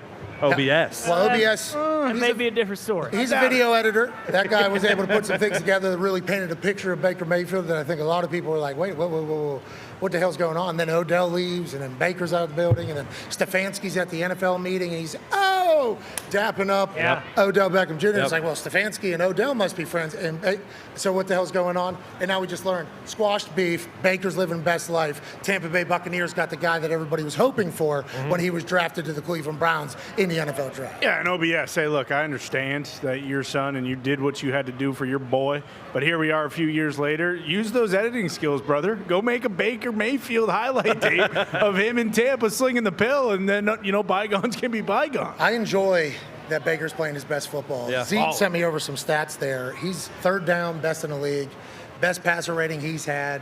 You just get to another place. You're a little bit more mature. You've seen how things have gone whenever you've handled things a certain way before. You've seen what different buildings look like, what leaders in every building potentially look and act like, because leaders operate in a different way in different fashions. Situations are situational. Some people are big-time talkers, right? And they have good words, and they're able to back it up. Some people aren't big talkers, but they'll show you exactly how to do everything if you pay attention. So Baker getting to learn from so many different folks and coaches, staffs. What if he's What if? Absolutely. What if with Mike Evans and Godwin and a defense that has superstars on it, what if at the Tampa he completely flips this entire thing around? Well, and I know we're still early, but you look at the NFC South as of right now, like they are head and shoulders the best team in that division. Like I don't even think it's particularly close. Like, yeah, we know Atlanta has an unbelievable run game, but they still have questions at quarterback. New Orleans hasn't looked great early, and obviously Carolina, I mean, they're kind of a shit show right now. But who would have thought that going into this year that, hey, the Buccaneers are looking like they're one of the 5 best teams in the NFC? No one gave him a chance. People laughed when you mentioned, well, Baker's down in Tampa. They can make some noise, and people are like, oh, okay. They didn't take it serious, I think, before the season. Yeah, and I love that he's spinning it. He's more accurate than ever, more confident than ever, and he's going to be down here in Dallas, Texas all weekend. All right, AJ, let's make our pick, shall we? Let's make our pick. Here we go, boys. Ladies and gentlemen, we're going to look at the entire NFL slate as we cook here in Dallas. It is kind of reasonable, though. I will say. Okay. Yeah. The sun at one point was shining directly on us. Tomorrow's supposed to be. It has moved. Tomorrow's supposed to be a cold front. Beautiful. It's supposed to be like 70 degrees. It should be a perfect day, not only to survive, but for some football. Hell yeah. As both Oklahoma and Texas are at the top of their games for the first time since 2009. It should be electrifying in here, but they got to get rid of that cricket infestation. Now. There's crickets all over that stadium on the inside, on the bleacher seats. You're sitting on crickets in there. What are you going to do? What am I going to do? Somebody needs to come in here and suck them up. Yep, Somebody needs to come suck them up. 7 million crickets. You got to suck them up. I'm not going to suck them up, but somebody needs to get one of them big vacuums and start sucking them up. The crickets in there, listen, they might not be able to make more sound than the Boomer Sooner and the Texas fight thing, but they will certainly make it uncomfortable for everybody. They are not a fun thing to sit in. They're everywhere. Gross. These crickets Is that all them all over over the the place. walls? Yes, Yeah. What do you think? It's Suck all mud? them up. That's almost impossible to suck them up. Who you going to call? No, we're at the Suck buster. Yeah. That is, you're gonna grab a vacuum and you're gonna suck them all up before tomorrow, because the Cotton Bowl, which the Cotton Bowl, we've learned some things about the Cotton Bowl, was founded by I believe his name is Jay Curtis Sanders. I knew I had that name in this brain. I'll never forget it forever. I mean, he's the king of Texas. Jay Curtis didn't say, hey, in 2023, when Texas and Oklahoma are all the way back, I want crickets not getting sucked up in my Cotton Bowl. It's an Art Deco building. Crickets love Art Deco. That's another fun fact about It is Art Deco. Simple solution, okay? We're at the Texas State Fair. Everything's bigger down in Texas. Boom. You can't tell me they don't have a big-ass tent that we can drape over the entire stadium. You get an exterminator come in here, throw a couple bug bombs down, you let this thing breathe overnight, boom, Ass they're ready murder. to go. Exactly. Oh, yeah. You still got to suck up the dead crickets, though. You do have to Somebody's going to have to suck them up. It's more fun, though. Let's suck up a little bit to our records in picking games this year. Ooh, okay. Okay, let's lift them up, actually. Let's do not that. suck them up. Ladies and gentlemen, it's time to pick all of the NFL games. Let's go to London, England, 9:30 a.m. We assume that thing says Jaguars, Bills. Bills favored by 5.5 in London. Jacksonville has stayed in London all week, so they're used to the time zone and the air over there. AJ, who do you like? What do you like? I mean, it's tough to pick against the Bills right now with how their offense is playing, what their defense is able to do. But give me the Jacksonville Jags plus 5.5, staying there for a week and kind of making that place home. Connor, is Jacksonville jumping off of that top of that stadium? Yes, I do believe he is, and I don't think he's in his mascot fit, Pat. I believe he is in his thong that we saw last year, cheeks out for the London people. I do like the fact that he has different costumes for each game, and his cheeks out last year certainly offended some people. Yes. But the Bills are prepared for all of that. Always. Give me the Bills, minus 5.5 in London. Josh Allen's going to want to put on a show. Panthers, Lions, and it's not just the Lions, it's the brand new Lions. Shout out to the crowd there for you, Foxy. They're favored by 10 with Bryce Young on the road. Jeez. Why these giant spreads always happening? Because the Panthers stink. And the Lions are really good. Yeah. The lows and the highs. Give me Lions minus 10. Me as well. Frank Reich is starting to do the Ron Rivera thing. Yep. Yeah. He's saying the inside thoughts with an outside voice. We need to keep those inside voices. Even if Coach Reich is saying something that a lot of coaches have potentially thought in their past, you do not need to be saying as the play caller, head coach, and everything. I called a play for Adam Thielen, and he wasn't on the field. So I had to burn a timeout. I got to be better about that. I thought it was going to Thielen. Like, that's not good. Like, I'm sure people have thought that before. certain it happens probably every week for a coach who has some sort of mess up that they know about. But just keep that one inside and give me the Lions. Yeah, Okay. give me the 10 Lions. points. 10. That's Texans, Falcons, 1.5. AJ Hawk. So this one, we had C.J. Stroud on the show, yesterday? Yes. Very impressive. He's playing, obviously, remarkable at the quarterback position. Give me the Houston Texans. They're underdogs at plus 1.5 on the road against Atlanta. We actually have Houston Texans jerseys in the crowd, front row. They've been here the entire time. Literally been here the entire time. Here early, I think we have, there it is. Well, they were celebrating for that guy. He was getting booed. Now he's not getting booed on TV. It's even better.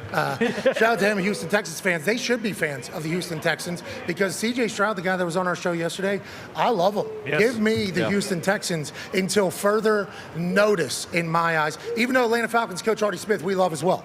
Did not take the bye after the London game. I don't know if you guys did that when you were playing or no. We did not take the bye either. We won the next week, though, which is good news. I don't know if that really means anything with modern transportation, but who knows what modern transportation is anyways these days. Titans, Colts. I got the Colts. AJ, you have? The Titans. What's your deal? Wow. What's your deal? Why do you got to be like that? I guess I'm a homer to the Titans and Mike Vrabel, even though the Titans are favorites on Yeah. the road, so they shouldn't be. I think it should be the other way around. You should give me 2.5. That's not how this works. All right. I will get 2.5 points at home with Anthony Richardson. Ravens, Steelers, very, very. Ravens minus 4.5 for me. Wow. AJ. Ravens minus 13.5 for me. Whoa. Give me the Pittsburgh Steelers plus Okay. 4.5. There you go. Strictly, and there's a terrible talent there, I do believe. Yeah. Steelers fans are everywhere. They might Steelers put it fans are together this literally week. everywhere. Give me the Pittsburgh Steelers just strictly because Cam Hayward said, hey, Pat, stop. Yeah. Enough. Really? That's what he said. Yeah. Cam Hayward actually said, hey, Pat McAfee, Love you. That's but enough. no more of that. Love you. No, it was Overaction Monday, but But none of that. And that guy's head, this big. Gigantic. Pick the human up that I've seen on our particular team is 300-some pounds. And just, he's very strong, man. Dumped him. Don't want to be on strong man's bad side. No. So I like to let strong man, big head know that I was accurate in what I was saying, but you still have time and turn it around. I understand what you're saying. Give me the Steelers plus 4.5, just because rivalry game. Giants, Dolphins, 11.5 point spread down there in Miami. I mean, 11.5 points seems like a gigantic amount in the NFL especially, but still, give me the Miami Dolphins minus 11.5. I will take the Dolphins as well. And Wink got no sleep for no reason. Saints at the Patriots. 1 point. Dogs at home. Bill Belichick. It's a dawning of a new day, Connor. Yeah, this is a prototypical game. They're going to win this one, and then I don't know how long it's going to be till the next win. But, yeah, the Saints, they should take care of business. Okay, AJ, what do you like? You know what? I'm going to have to go with Con Man on this one. I was kind of waffling back and forth. It's basically a pick 'em, but, yeah, give me Patriots plus 1. I wanted to be the one that picks the Patriots here. I know. I wanted to be the guy. I know. Jimmy Graham's your friend. Yes, very much so. not anymore. He's a great pilot. Flies helicopters, You airplanes. can pick the Saints if you want. I absolutely could pick the Saints. You're right, but Just I pick will 'em. stick with the Patriots. All right, I'm picking the Patriots as Come well. on. I believe in Bill Belichick at this stage still, even though everybody's telling me I should not. Even Patriots fans are saying that. Yep. Eagles, Rams, 4.5 point. Dogs at home in SoFi. AJ Hawk. I mean, I hate picking against the Eagles on anything, but I have some faith in the Rams and what they can do, especially Matthew Stafford. Cooper Kupp is back and healthy. Episodes of the podcast will be released soon, correct? What, Absolutely, 9 and Dahn? 9 and Dahn. That's right. Give me 2 that. podcasts for Stafford now? What's that? He's doing 2 podcasts now? Who? Stafford? No, He's not on guess the other on His wife Kelly's. has one. Yeah, he's not on the other one. Oh, I thought he was. No, What are she you talking about? What are you doing? she His talks wife. about him. Thought he was doing, on Tone? with Kelly. Kelly Stafford. As a guest one time. Just real quick, though. Kelly Stafford's a great lady. Yeah. Foxy, do you have a Agreed. microphone back there? I don't know if Foxy has a microphone in the truck. Foxy and I got to meet Kelly Stafford at a wedding. She's fantastic. She's awesome, guys. Thank you, Foxy. The whole Foxy is great. Stafford family, awesome. Awesome. They are very cool, very nice people, down to earth. And she has a podcast that's very successful. I know. Yeah, but you just said it's his. It's No, not no, his. no. I thought he was on her podcast. Oh, he was a guest, I think. Yeah, and sometimes not even a guest. She'll just talk about the stuff they talk about. Oh, and that's where we hear Yeah. about, oh, You're right. Mm-hmm. yeah. I think when Kelly and Mark Consuelo stepped down, that Kelly and Matt Stafford should host that show. Oh, Don't hate that. I like that. His potty mouth, though, I don't know if that'll fly on. He says the F word. Will he does. say the F word on 9 and Dime? He better. If he doesn't, he's a fugazi. Well, we don't say it for 2 hours. So. Never. That's a good point. That's kind of right in our face right there. I will take the Eagles minus 4.5 in Los Angeles. Okay. How about you, AJ Hawk? I'm taking the LA Rams plus 4.5 at home. What am I thinking? Give me the Rams. I just saw them last week. They're good. Matthew Stafford. Eagles are very good. I agree, but They're so are the undefeated. Rams. They beat the Colts. Colts aren't easy to beat. I mean, that's, of course. Bengals, Cardinals, 3-point dogs at home in Arizona. I mean, do the Bengals put it together finally? Do we think? You tell me. Actually, you know what? Joe Burrow said he feels as good as he has felt in a long time. Bengals -3 for me. This feels like the time that the Bengals put it together. This feels like the time they do it, where, everything is getting bad. And everything we know about Joey Burrow is Joey Burrow answers. That's right. Yeah. Give me the Bengals, even though I love Joshua Dobbs. Chiefs, Vikings, 3.5-point dogs at home. Love Harrison Smith. Love the Minnesota Vikings. Everything they have. Give me the Chiefs minus 3.5. Is that not a weird line? Chiefs Weird. versus a 1-4, 1-3. Why is it not higher? I don't know. Because of this thing. It's because of this thing. Do they know something though that we don't know? Yep. The books. It's because of this thing. Oh. I don't think anybody's. Skull. Oh, we're getting them? Skull. No, is anybody doing it? Skull. No, that's not their thing. No. That's not their thing. Okay. Neither of our schools do that. Stop with the shit, is what they said. Yeah, that's what they said. I respect it. So I think Minnesota, tough spot to play. And Kirk Cousins has played okay. I don't know. 3.5 does feel I think weird. it opened like 5.5, and it's going that way. So what's that mean? That means what's his face? But all right, give me the Chiefs. Yeah, they just Minus haven't. 3.5. They haven't covered. I'm assuming that's. Got about a minute left here. Give me the Chiefs. Who do you like, AJ? I like the Broncos. Chiefs, Vikings. I already picked the Chiefs. Okay, Jets, Broncos, 2.5. Give me them Broncos. Give me the. That's right. It's a Hackett game. Give me the Broncos. Okay. Cowboys, Niners, 3.5.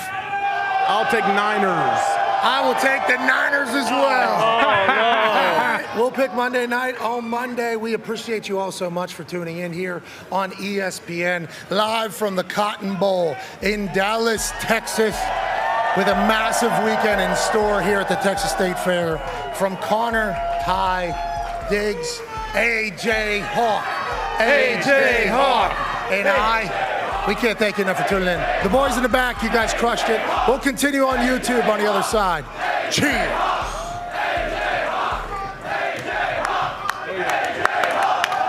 That was awesome. All right, we're off. Is Reese coming? We're off on the ESPN. You guys did great. Thanks for not saying the F word. Good work. Hey, thanks for not saying the F word. Yeah.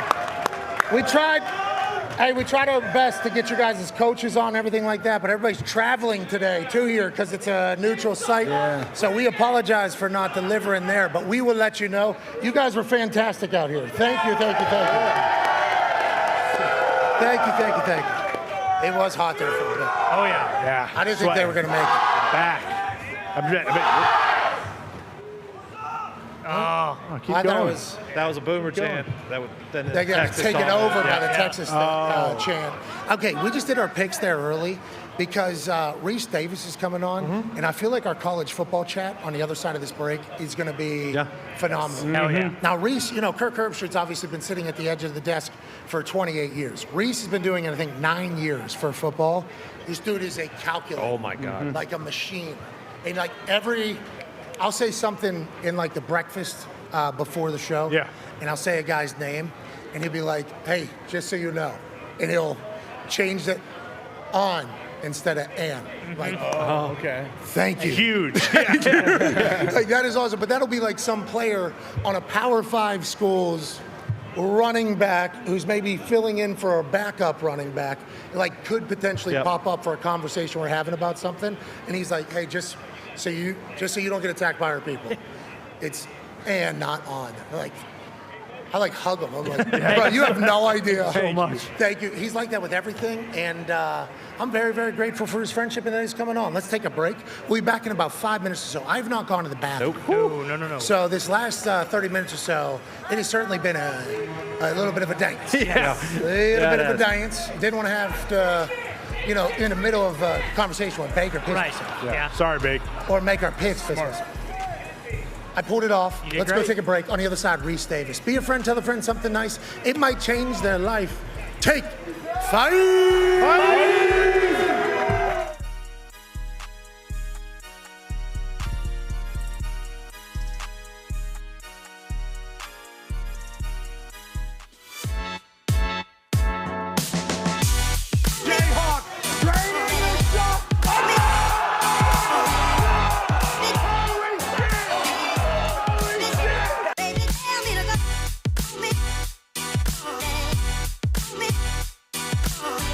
What's isolation? It's 4 nights of complete darkness. What? Is there a bathroom or you wearing a diaper? You For can wear real? them. Holy shit! Explosive, the thing that really takes it over the top. Jesus fucking Christ. The thing that really takes it over the top. Son of a bitch, Mad Mel. Get it together.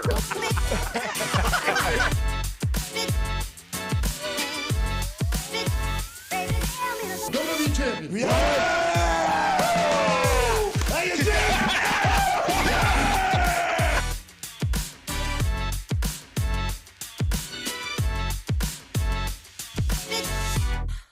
Oh, yeah, fucking right we did. Oh, I just said right there. There's the first one. Yeah, that's right.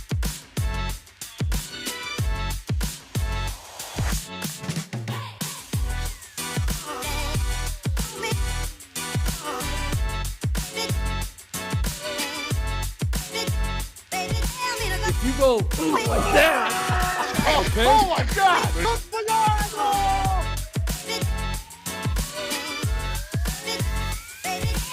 Boom, right there. His foot's Boom, on the touchdown. fucking line. Boom. That's his foot on the line. He's living out in L.A. He drives a sports car just to prove. I pooped my pants on Monday, actually, a week ago today. Right. Yeah. Oh, I know. Say so. Say so. Also, fuck Boston.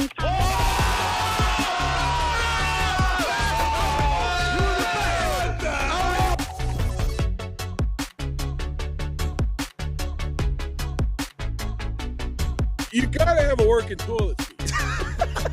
Can't tell which side is which. It's crazy. It's a dead ringer.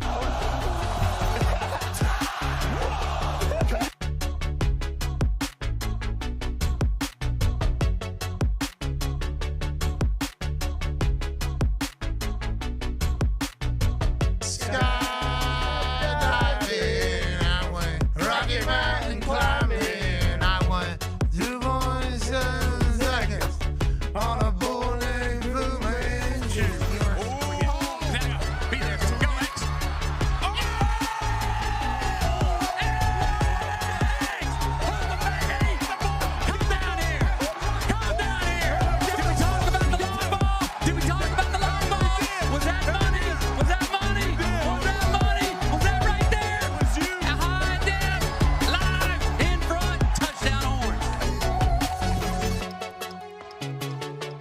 I think I smoked meat very well.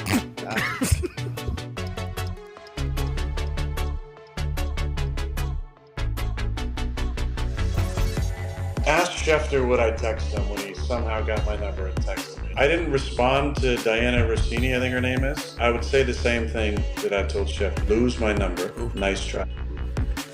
My dad always said this. He said, boys, that's for show. Yeah. That's for dough. He said that one makes the girls cream, but that one puts food on the table. That's the work muscle.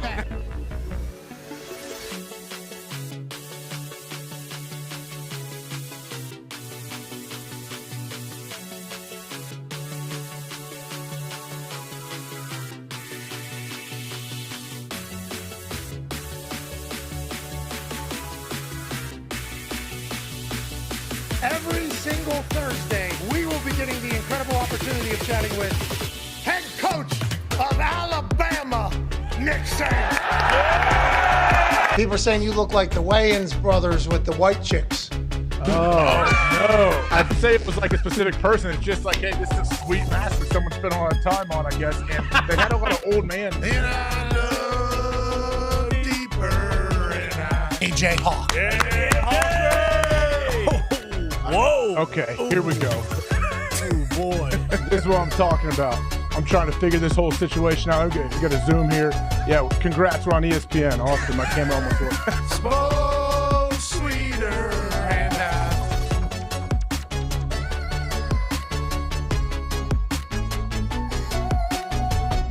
gave forgiveness I've been denied. That's Live Like You Were Dying. That's that song. Good song. That's how he wrote it, probably. There is a crowd of about 30 people moving through the back end of the business field here. And in the middle of it is this black Samoan man who has become the most famous human on earth. Great guy. Ladies and gentlemen, the GOAT, Dwayne "The Rock" Johnson.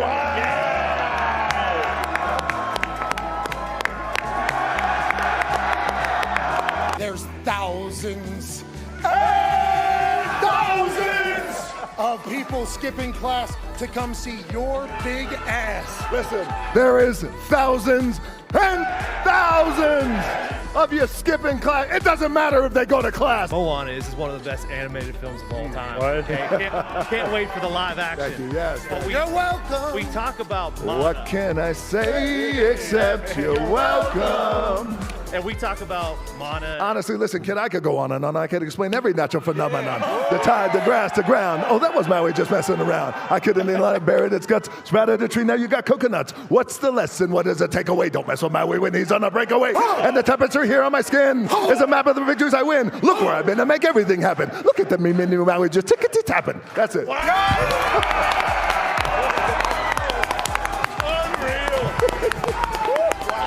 Still got it. On the Samoan side, Polynesian side, we have a word called mana. Mana is spirit. Mana is power. Mana comes from in here. It's the thing that gives you goosebumps. It's that thing you feel. It's that thing when I walked out and we felt this thing. This is mana. This is mana. It's very, very, very real, and you could feel it. Wow. Little things like I don't get driven anywhere. I don't want to get driven anywhere. I don't like chauffeurs. Keeps me in my way just a little grounded. Like I could drive myself everywhere and not telling some guy, hey, take me here, or take me there. That is something I'm going to start saying like, yeah. Because when they open your door, you feel so bad. I can open my own door, dude. They're trying to be courteous. It's their job. But also, the day I stop opening my own door is the day I become a big old bitch. Here we go. That's a big cup.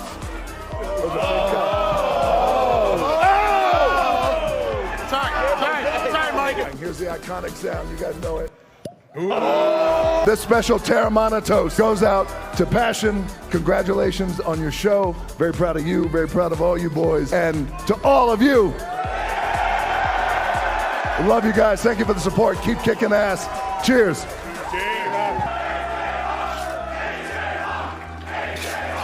In my world, when I sit down and we're talking about movies and all this other shit, it's never this. It's never this, back with the boys, and you. So I appreciate it, and this one's to you. Thank you, boys. To you, pal. Cheers. Thank you. Cheers. All right, we're going to take a 5-minute break here. Oh, hold on, one more. If you smell what The Rock is cooking. Hey, look it.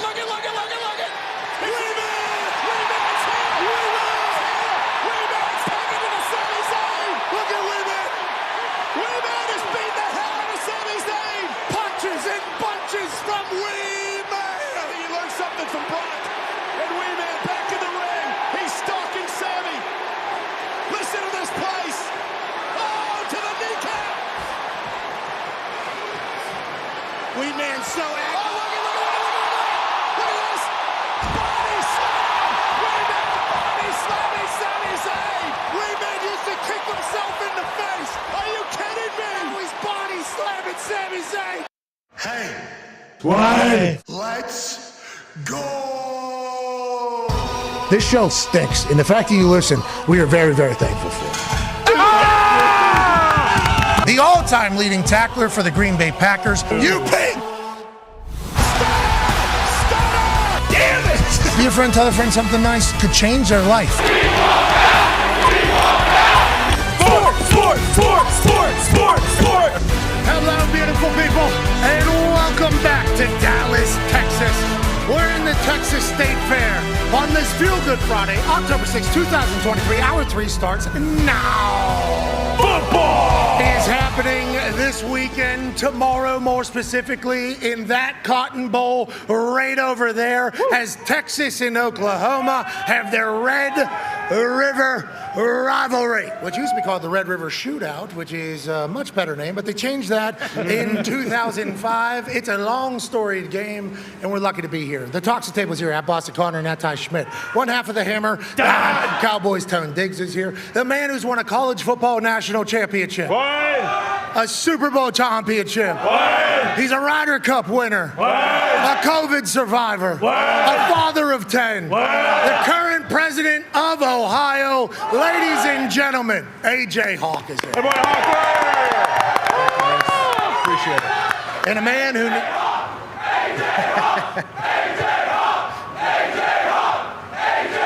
That's quite a babyface pop there for old A.J. Hawk down here in the great state of Texas. Everything is bigger, and our show just got much bigger in the intelligence realm of talk entertainment. Ladies and gentlemen, he doesn't need an introduction because his face and voice are so synonymous with college sports. You hear him whenever you go to sleep. You hear him when you wake up, and it sounds just as delightful the first time as it does the last time. Ladies and gentlemen, host of College Game Days, Reese Davis.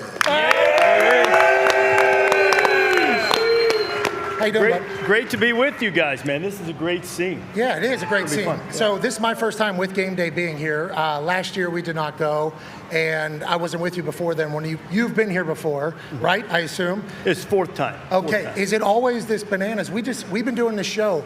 Random humans just walking through the back, almost getting hit in the head with a basketball, and the fans chanting, and then a beer, and then everybody has a stake in the game. It's a beautiful thing, this rivalry down here. It's going to be like, they were telling me earlier, it'd be like almost 250,000 people here in Fair Park tomorrow. Damn. Most of them won't have tickets. Obviously, there will be screens set up different places. They'll be watching the game and eating all this crazy food. And it's a scene out here. I'm telling you, it's a lot of fun. Speaking of crazy food, your neighborhood favorites can be delivered with our presenting sponsor. That's right. Of this particular hour, DoorDash. Yeah, DoorDash. Woo! Save now with the Dash Pass. I believe you get a free month whenever they pop up that scanny thing. You go ahead and scan it. Shout out to DoorDash. But Reese, whenever you talk about college atmospheres, you've done this for basketball, you've done this for football. We've gotten a chance to experience it, me for the last year and a half, these boys for the last 5 weeks or so. College football, college basketball is our closest to soccer hooligans. Mm-hmm. Everywhere we go, it's bananas.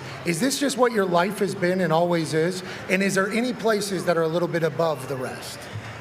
I grew up on this, Pat, so I love it, and I think there's nothing like it.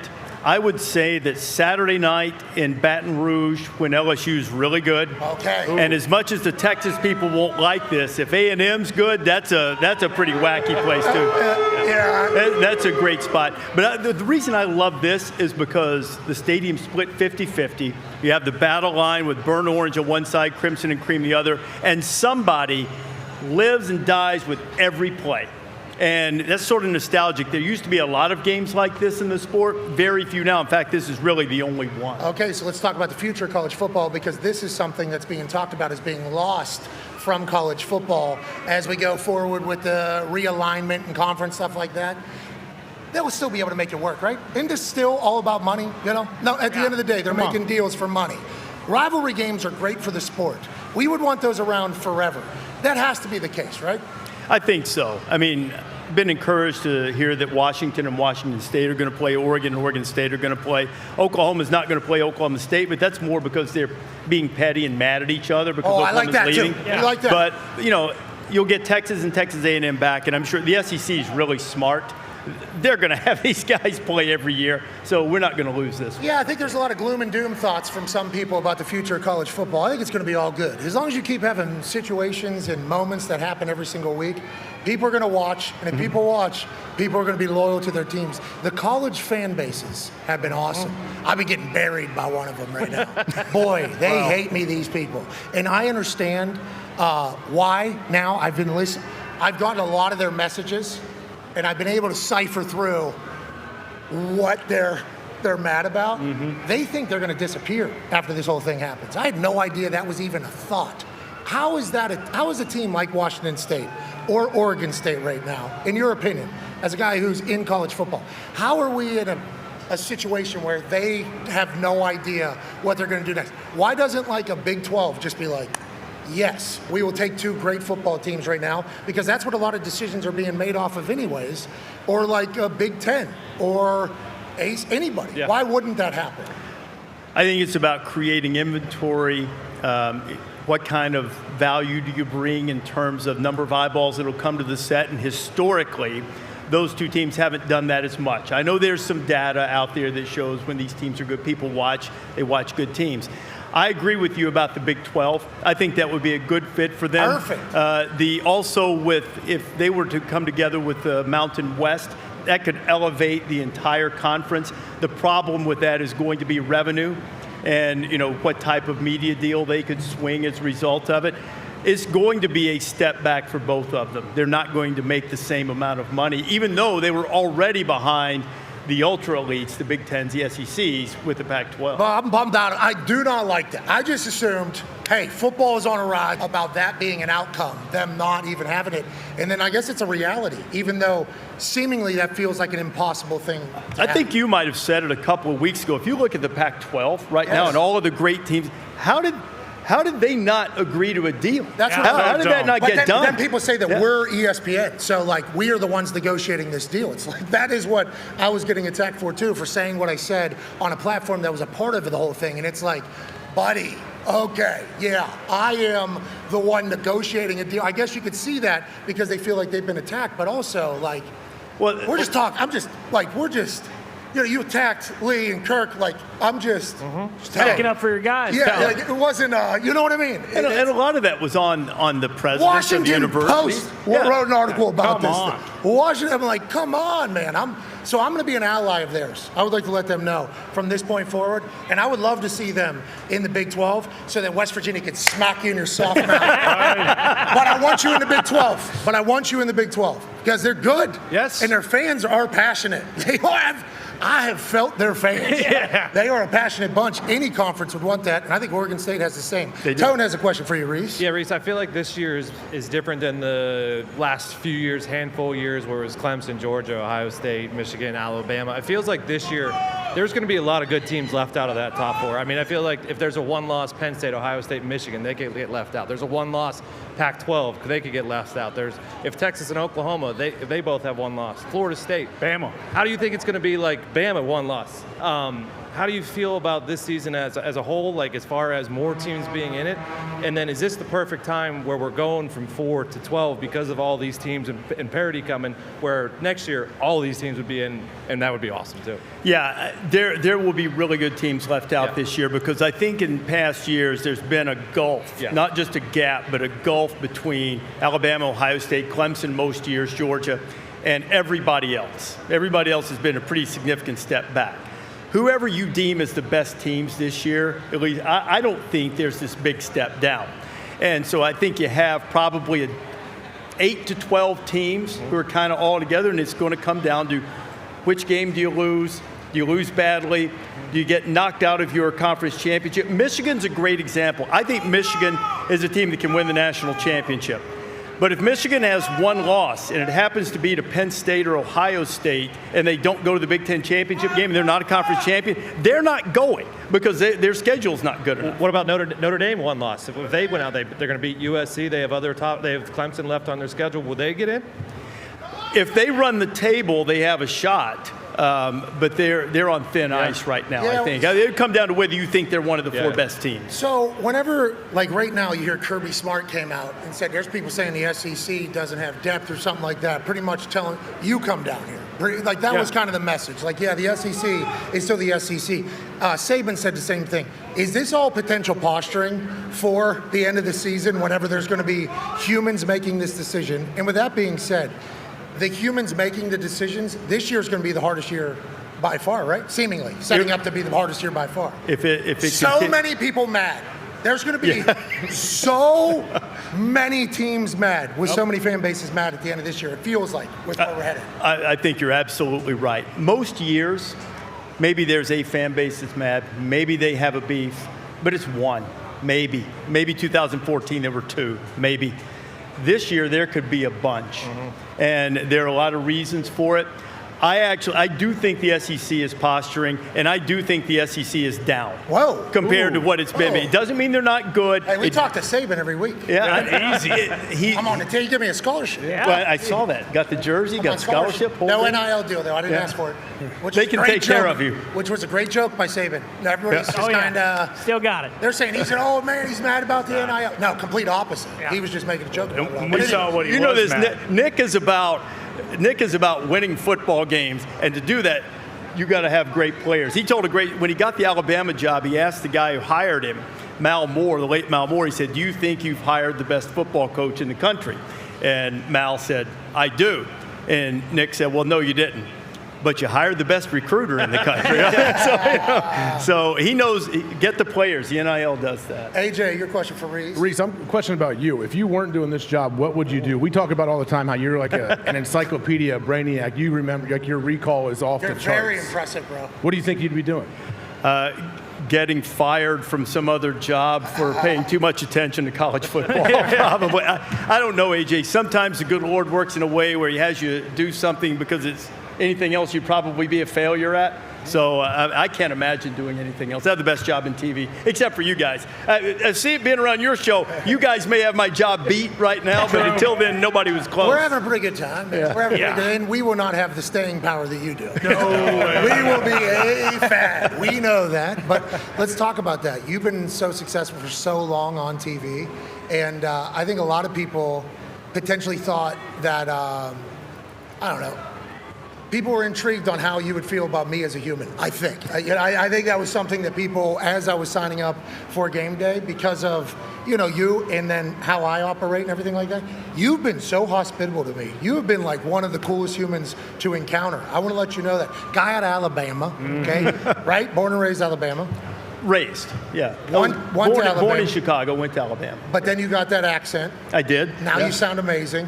One to Alabama, do this whole thing. Got kids that go through like the most accomplished schools in the Northeast, have this incredible career built on professionalism and then I show up in a tank top and start talking the way that I talk. You could have very easily just shooed me out of this whole thing, and you didn't. So I want to let you know I very much appreciate you. I think you already know this, and I've said this in an interview. This is a true story. You came to South Dakota State, right? Yes, that was your first time on the show. Yeah. Okay. A lot of great things happen at urinals, right? So Herb Street and I are going to catch a plane. We're standing at the John before we leave, and I said, we got to have that guy on the show all the time. Oh, man, did you? Absolutely. Ask Kirk. And he was like, 100%. Man. Took a little while, but I was glad we got it done. Well, I appreciate you guys working that, making that happen. Well, I don't think we had anything to do with it. Just know that we were certainly in support of it. Well, Reese, that needs to happen more, too. I think you have a little bit more say than you think you do. yeah, you know what I mean? I think you do. Connor has a question for you. Yeah, Reese, just to reiterate what Pat said, we're fucking idiots, and you're cool to us, so very much appreciate that. That's at Southern Hospitality, but you have been doing it for a while. Pat mentioned 9th, 10th year doing game day. Has this year or the years in the past been different? We have mentioned college football this year feels like it's the best year that they've had in a long time. Not only, the parity, but also it just feels like anybody can get it this year. Do you have that sense as well? Is it different than previous years? I think it is, because it felt like a foregone conclusion some years that as long as the teams at the top didn't trip up, that we knew what it was going to look like in the playoff. Everybody feels like they have a chance. Like even we were at Duke last week. Duke. Yeah. And we get by Notre Dame here. We're going to get to that ACC championship game, knock off Florida State, and we've got a chance. So I think that makes it different. It sort of energizes everybody. Oh yeah. Reese, I puked at Duke last week. That's crazy. Yep. That's absolutely bananas. But you had no voice. I didn't. And then you went on to call the game, the entire game. Impressive. And like your voice always, I don't want to say glorious, but pretty glorious voice, especially to hear in the morning. For you to, you woke up and you just had a little bit of something? It had been coming on for a few days, and the bad thing was I felt great, except I couldn't make the normal sounds that I was making. Did you use any of that spray or anything? I had spray. I had copious amounts of tea. Trish made all kinds of this fancy tea to try to, cut through and get the voice. I drank so much water, I thought I was going to float away. Anti-inflammatories, you name it. I was doing everything trying to get through that game. What do those singers do, AJ? Don't the singers just get like a shot? Cortisone shots directly right in their neck. Yeah. I think so. I didn't know about that. You told me about Well, that's what I'm saying. I heard these stories because Game Day has introduced me to a lot of Southern folks. Believe it or not, I didn't have a lot of Southern friends before Game Day started. Like other than Peyton? Yeah, bingo. That's literally, that's the only one right there. But like, I got a chance now to meet a bunch of these country musicians and stuff, and they're all so cool and love football. And then you start hearing like their stories after having like a couple beers about, there's this one night, and it's like, oh, this is like their injury, because your voice is literally this is your whole tool. Yeah. And if you lose your voice, you're done for a weekend. And a weekend is like 3 shows, which there's a lot of people employed through the whole thing. Yeah, I think there's just a shot right to the neck that people do. And then the next day, though, nothing. It's like kind of Toradol situation for your neck. So if you would have asked me after I puked, I would have gave it to you. I was so desperate about 12:05 after game day, knowing I had the game coming. If you'd had that needle, I'd said, right there, pal. Tone has a question for you, Reese. Yeah, I do. I think you have a vote in the AP, right?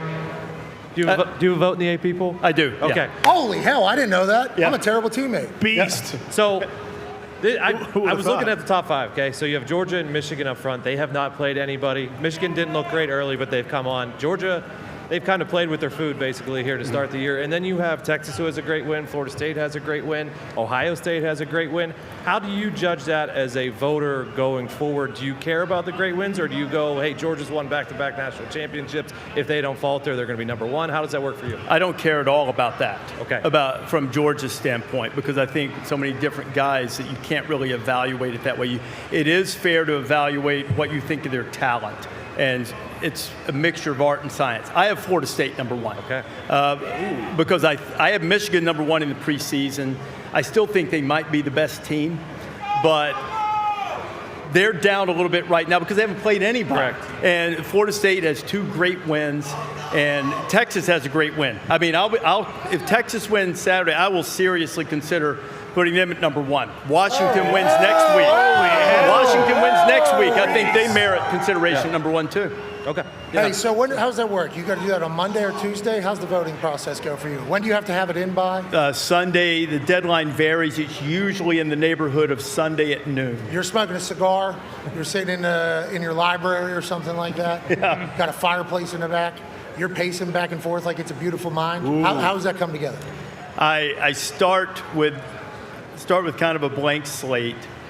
I will then, they have this Each thing. week you're starting with a blank slate? Yeah, I mean, not all the way to the beginning, but when I say that, I look at what I voted last week. Okay, smart. Because you don't want to over-penalize or over-reward, especially as you get deeper into the season. Like, if some team, like you said, Georgia playing with their food, if Georgia does that in, November against some team and they've had a couple of big games, I will forgive that. But if you do it early, I'm probably going to tweak you a little bit for it because now I don't know what you are. You got happiness in so many cities in the palm of your hand. Yeah. You know that? And anger. The thing is, they make you go 1, 2, 3, 4, 5, even if you think like I do that 5 and 1 are kind of the same. But they don't let you vote them straight across. So all the people on X, Twitter, or whatever we're supposed to call it, they think that if you vote somebody 5 instead of 1, that you think 5 sucks, compared to 1. Well, in comparison, it does. Yeah. But, hey, right now, Reese, right behind you, I don't know, a couple ponies have showed up. Whoa. Police on horse. That's Chief Eric and the boys. I took a picture with the jocks man on the far left. He's the chief. Weapon. Yeah, I was to go to the bathroom. Yeah, far left, that's the chief right there. Hey, hell yeah, bub. Appreciate awesome. you. Very nice meeting you, Chief. The boys obviously can make those ponies dance, can't they? They got these sons of bitches going sideways. Oh, yeah. Right over here. Seawalk. These things are sidewalking this entire thing. Hey, we appreciate your service. I will say those Clydesdales, they bring a little different feeling than the Budweiser ones because whenever those ones are walking behind you, you hear them. One of those things snorted at me. Chief's, I think the horse name is Cash, I think is the name of Cash is the name of the horse, yeah. Cash gave me a, I was in front, I was like, whoa, whoa, whoa. Trying to take a picture with a couple good people out there. We appreciate them. So normally they're downtown Dallas. Just kind of doing it. Yeah. But for the state fair, the largest state fair in the country, bigger than Iowa's. Not better, but bigger for sure. Whoa! I thought you said this was better than Iowa's earlier. I said I was considering it, and I've kind of done the loop a couple times here. We'll say, hey, there's still time. There's still time, but the Iowa State Fair is a sight to behold. Hey, don't they throw hay bales over a bar or something like that on Iowa State Goddamn Fair? right they do. Have you ever done that? No. Personally, no. This guy has never done any of that. He loves John Deere's, too. I do. I'll tell you what, if it's not a John Deere, I don't want to hear it. That's right. Don't want to see it. What part of Iowa are you from? Waterloo.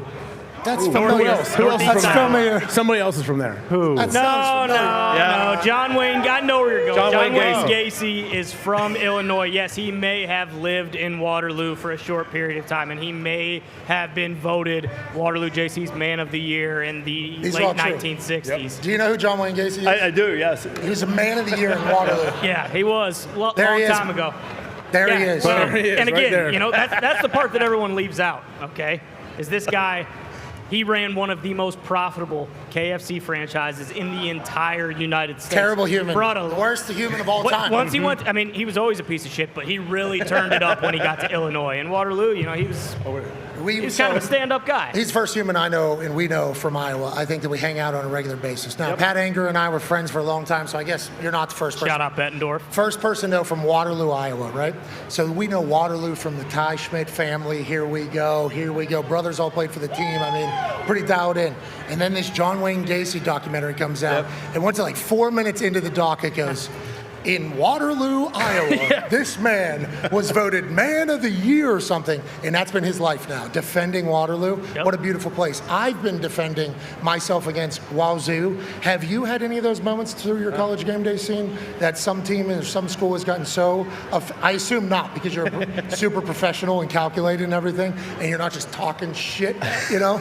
But have you gotten into it with anybody? It happens. I'm trying to think. They were Wazoo was a little bit mad at me too, because they felt like because I've spoken so highly of our trip there in 18 that I should have, you know, stood up on the table and defended it. You know, they kind of got what was coming to them right there. But now we're all settled down. Just because Coach Corso, those are our guys. Yeah, you got our guys. Yeah, so it was good. But I don't know. I think any time that you pick against a team, Ohio State gotten mad at me a lot over the years. I think in 17, when they didn't make the playoff, and I said I thought it was the right decision, they didn't like that. So, you know, things like that happen. See you, ponies. About 10 horsepower rolling out ponies. here. Get it? Yeah. Man. It's more like 14, I guess. That thing pulled up behind me just, you know what I mean? Startle you? Yeah, absolutely. I had no idea. Kind of a ninja like Clydesdale there. Felt like Gronk moving. Just popped up on me real quick, and then its last two steps were a nice, you know, and then right at me. And then Chief Eric, who is jocked up there, was like, Pat, I wanted to come say hello. And I was like, my guy. Very nice to meet you. Happy that guy's on my side. Yes. Connor has something for you, Reese. Yeah, Reese, there was a recent tweet on X. That's what we've been saying, by the way. You asked us. Tweet on X? Tweet on X, yeah. Okay. Right? Correct? Yeah. We read tweets on X. There it is, yes. Because a post can be on anything. Bingo. But on X, it can be a tweet. Boom. On there, the BCS rankings were released, and it was like, if the BCS was still around, this would be the top 25. There were some, you know, Georgia was at 17. I believe number 1 was Miami. I'm not sure who 2, 3, and 4 were. Do you think that system, no matter what, let's just never touch it again? Or do you think there is a world where maybe if, you know, down the road there are teams that do go, you know, undefeated against nobodies, and then in the end they lose, and then they still have to be considered to be that 4 spot. Do you think there's a situation where the BCS and the College Football Playoff Committee can, you know, coexist together down the road, or are we done with BCS forever? Leave it to the committee. I think we'll have the committee forever.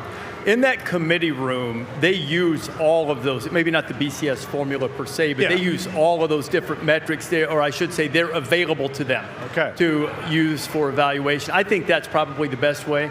I've kind of gotten a kick out of people who said, you know, well, there's bias in there. And I was like, well, but you hated the BCS formula, and there's like not really any bias, and that was just a formula, spit out the answer. So I think those formulas are always useful, but I like having people in the room to mitigate it if it needs to be. Do you feel pressure being the first one to talk to the committee immediately after the playoffs are released? No, I kind of like it. But I try to be reasonable about it, because I don't think there's any it's not necessary to go after Boo Corrigan on October 31st. It's all in how you phrase everything.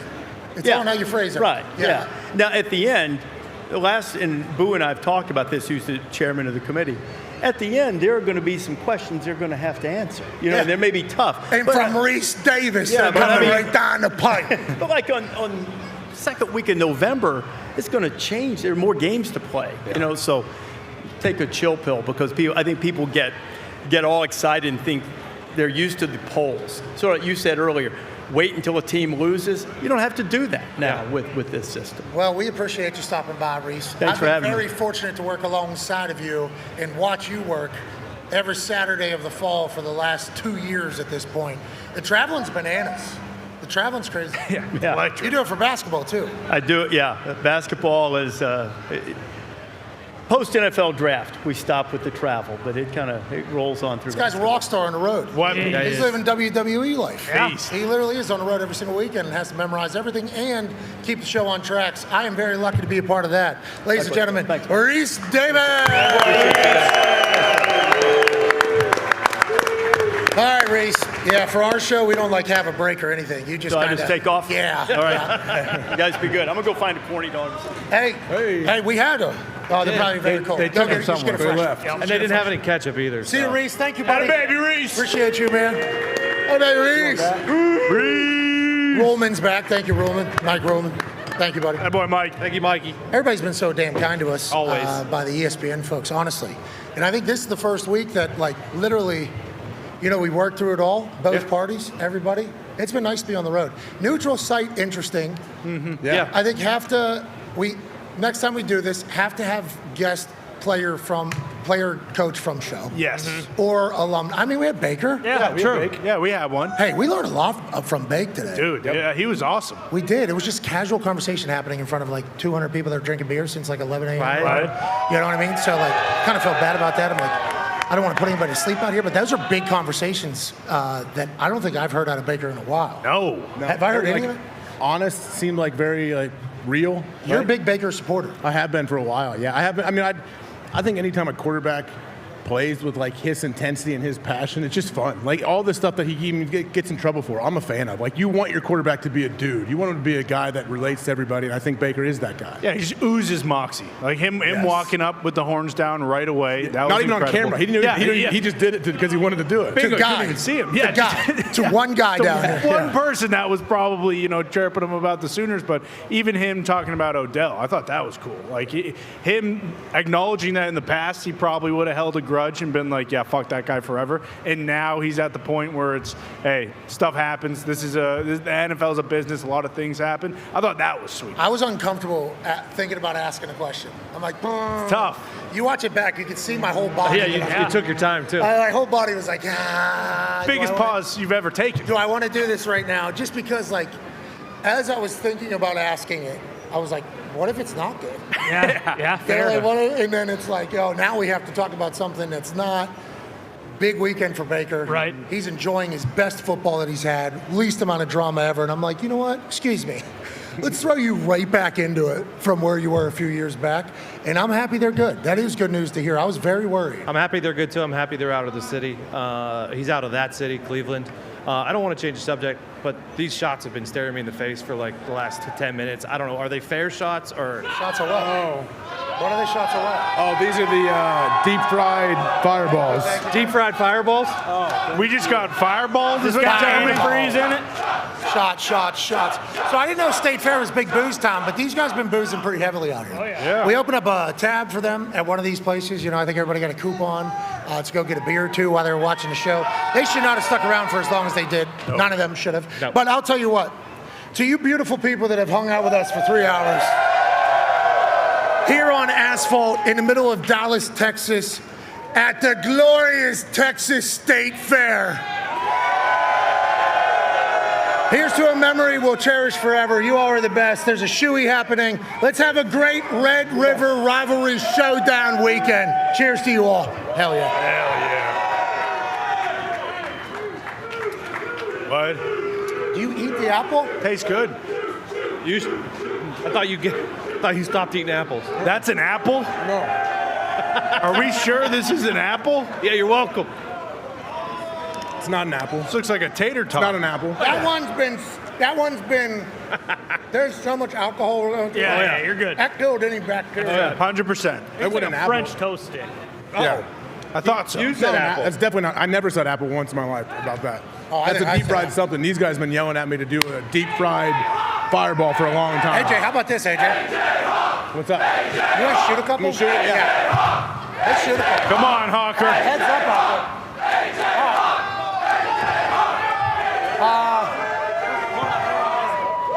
Where's that guy with the cut of the jib sign? That was a good sign. All right, guy with the beard for the brand shirt out here, and his lady, both in the Army, I believe. I met them both whenever I went to the bathroom out there. They just went horns down. Yikes. Wow. Okay. Yikes. Well, in the house, $1,000 to them if A.J. Hawk can bury this moonshot at the Cotton Bowl. Come on, Hawker. For the Army. Hates military. This guy hates the troops. Yeah, hates the troops. Sorry about it. We wanted to. If it was up to us. One more for that. One more for the. Oh, heads up. Great catch. That guy drank 6 beers today. Yeah. That's an incredible catch, sir. Way to go. I'm very proud of you. Ladies and gentlemen, A.J. Hawk will attempt his second and final shot for the couple that is in the Army right here. If A.J. can bury this Cotton Bowl moonshot. A.J. Hawk! A.J. Hawk! Take it. A.J. Hawk! A.J. Hawk! Come on, man. A.J. Hawk! A.J. Hawk! A.J. Hawk! Never a chance. Long shot. It's a long shot. Long shot. We'll get some more. We'll do some more. We'll do some more here in a little bit. We're going to cover some of the news stories that have happened that we haven't talked about in a bit. Jamar Chase was asked after another bad performance from the Cincinnati Bengals offense, what's going on out there and what they need to do. And his response was something along the lines of, I'm always open. And I don't want to drop an F-bomb even though we're on YouTube because there are some children back there who don't have earmuffs. And they're just trying to enjoy State Fair. And they have no idea that this particular show is even happening. Connor dropped it earlier. We don't need to be rubbing it in these little kids' faces. Sure. Right. But he said, I'm always fucking open. Yeah. Okay, that's what he said. And he is. And then he got called into Zach Taylor's office, okay, after this happens. And normally you get called to the carpet after saying something like that could be spun in a negative fashion, even though he thinks he was just speaking a matter of fact, which he was. And Zach Taylor said, great interview. That's right. Instead of scolding Jamar Chase for the confidence publicly and a little bit of emotion, not being happy about how the offense is, Zach Taylor called him in and said, hey, we need a little bit more of that around here. I appreciate that out of Zach Taylor, and that leads me to believe that the Bengals are on the right track, I think, Tone did. Yeah, I think so, too. And how cool is that? Because I know that you'd been pulled into the principal's office a few times after things. Fine. How different is it being in an organization where, like, hey, you're one of our best players. That's fine. That didn't hurt anybody. It's actually true, so you're allowed to say, like, how awesome is that versus an organization that would definitely find you? Yeah, and I'm the punter. He's Jamar Chase. Uh-huh. So that's a little bit of a different situation. But it sounds like, I like the way Zach handled this entire situation. And for future free agents, good move. Well, don't you think a lot of times when you're losing as well, I think coaches say, hey, let's get back to having fun, showing that moxie, that passion that we have for the game. A lot of times when you're losing, it's not fun. We know that. So I'm sure he wants them to continue to have some confidence and do the right thing. Jamar didn't tear any other teammates down. He didn't say, hey, I'm always open and Joe can't throw the ball. Like, he didn't say that at all. He just said, hey, I'm awesome. I would love to have the ball. We'll win more games if I do. I've had the feeling that you have whenever you've been called to the room, even as an adult, It's like, okay. Yeah, why is this happening? All right. Maybe going to war right now. Yeah. I remember your name being called over the loudspeaker when you were in 5th grade. I was in 4th grade. You were selling ciggies, and they called you down to the principal's office. Yeah, the old name over the loudspeaker has been happening my whole life, believe it or not. So it's always uncomfortable, though, because you never mean to. Right. You know what I mean? Sure. There's no ill intention, and I think that's what Zach Taylor saw out of Jamar Chase. Also, not being clueless in terms of, like, they are losing right now. Like, a lot of people are kind of piling on the Bengals, like, hey, don't need to bring Jamar in and be like, you can't be doing that, okay? And then make it a bigger story and have that just be another thing that people are talking about with the building on fire and the Bengals. All right,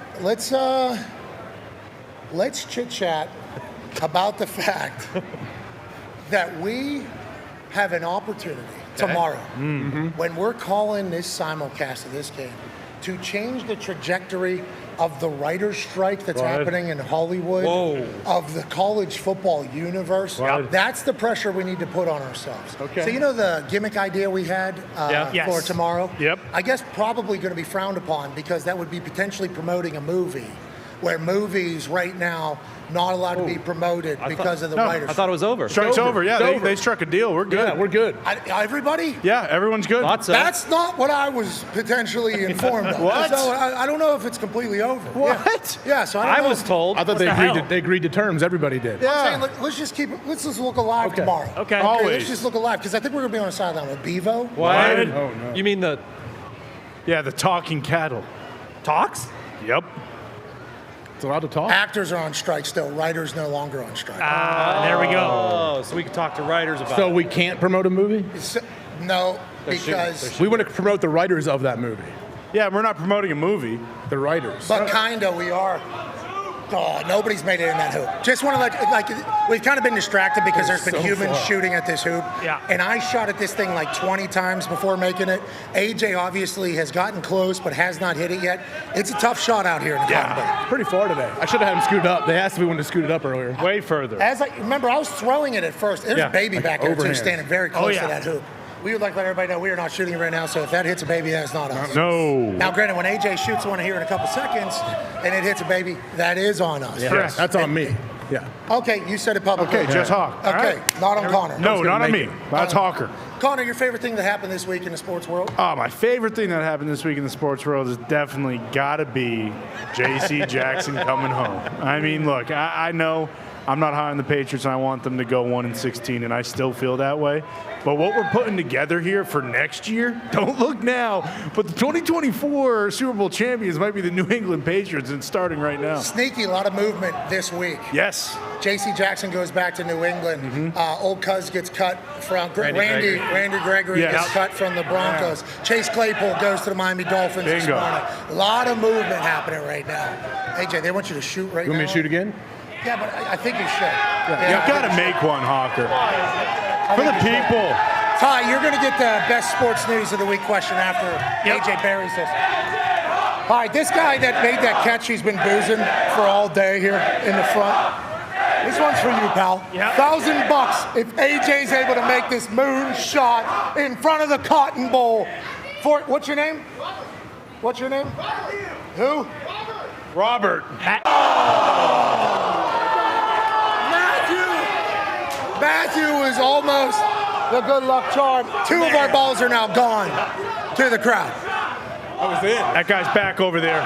Cut of the jib. Excellent chest pass. Good pass. Hold on, is that? Come on, One more for Matthew here. Just yards in front of the historic Cotton Bowl that has been home to the Doak Walker. World Cup. Football championship. 1967. TCU. What? SMU. What? The Cowboys. What? And now a $1,000 moonshot from AJ Hawk for Matthew. Oh, not even That's close. the one. Not even close. From the behind there, didn't even feel it. Hey, tough shot. We'll get another shot. We'll get another shot. Okay. You're all right. This guy's got a good question, though, for later. Sorry, yeah, that's where we're getting to. Yep. That's literally, we're taking a long road home. Zito is telling me that there is a shoey being poured in the audience and being chugged right now by a man with an incredible flow. Wow. Sir, it is 1:44 local, 90 degrees out there. This guy's chugging beers out of a shoe on asphalt. Have a day, pal. Wow. It's a warm Have beer. a day, pal. Gotta take down all the foam there, too. I think that's kind of the thing. We are getting updated stats on that particular bro. That is his third shoey of the morning. Okay. Okay, so he's getting after it Like for sure. I love that. The thing that we have not covered today that we need to cover is Bakhtiari.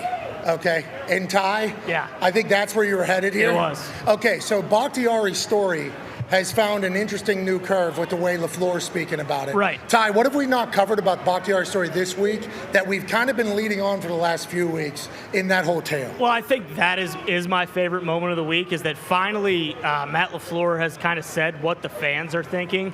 And he basically just said, like, yeah, listen, I'm, like, very worried about this. I don't know what the hell's going on. This is 3 years of this stuff happening, and we have no answers. He looked good against the Bears, and then just now all of a sudden, hey, he's probably going to be out for the season.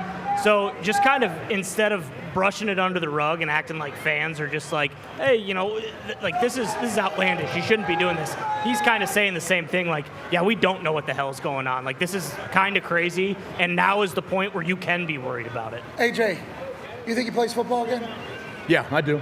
I don't have any inside knowledge. That's good. I have no knowledge of that. I'm just saying I don't think he's done. We have I believe he has, I think this is, right? Great sign there. Oh, yeah. Check out the cut of this kid. Yeah, that kid's awesome. Great Shout kid. out that kid.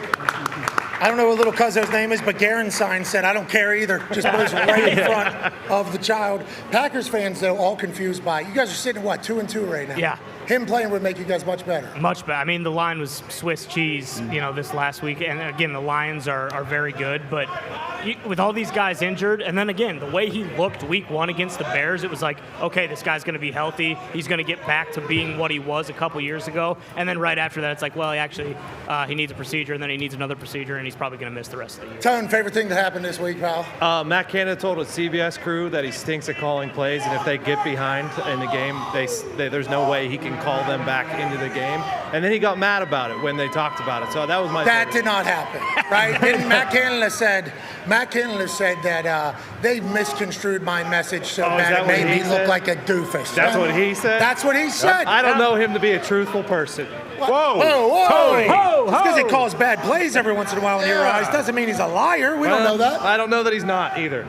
Well, I guess that is true, and I would assume the CBS crew is going to come back and say, we have it recorded if we want to do this whole thing, but he said, yeah, we're not built to come from behind, I think is what the CBS crew indicated, and then he said, I never said that. I never said that. I never said that. I never said that. AJ, as we wrap up Wonder what he said. this Feel Good Friday, Come on. October 6th, What about live from the Texas State Fair, where I cannot wait to get out and do-si-do with some of these corn dogs, fried Oreos, and there's some milkshakes, and ice cream, and there's carnival games, and there's a Midway, and there's a big-ass statue of a Texan up front. With game day tomorrow and then simulcast of the Red River rivalry. AJ, your final thoughts as this man's sign has indicated. Appreciate this, bud. Since the beginning. Yep. Here at the Cotton Bowl. My final thoughts are our show as a whole. What do we call this thing up here going overhead? The gondola. Gondola. We need to ride the gondola first off. Okay. I don't know where it takes you from.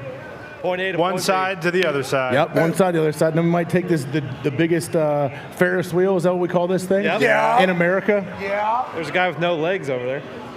That's the Midway what's his name? Midway Yard Barker. Barker. Midway Barker. The Midway Barker. Did anyone in this crowd know the Midway Barker over here with no legs, just entertaining the people?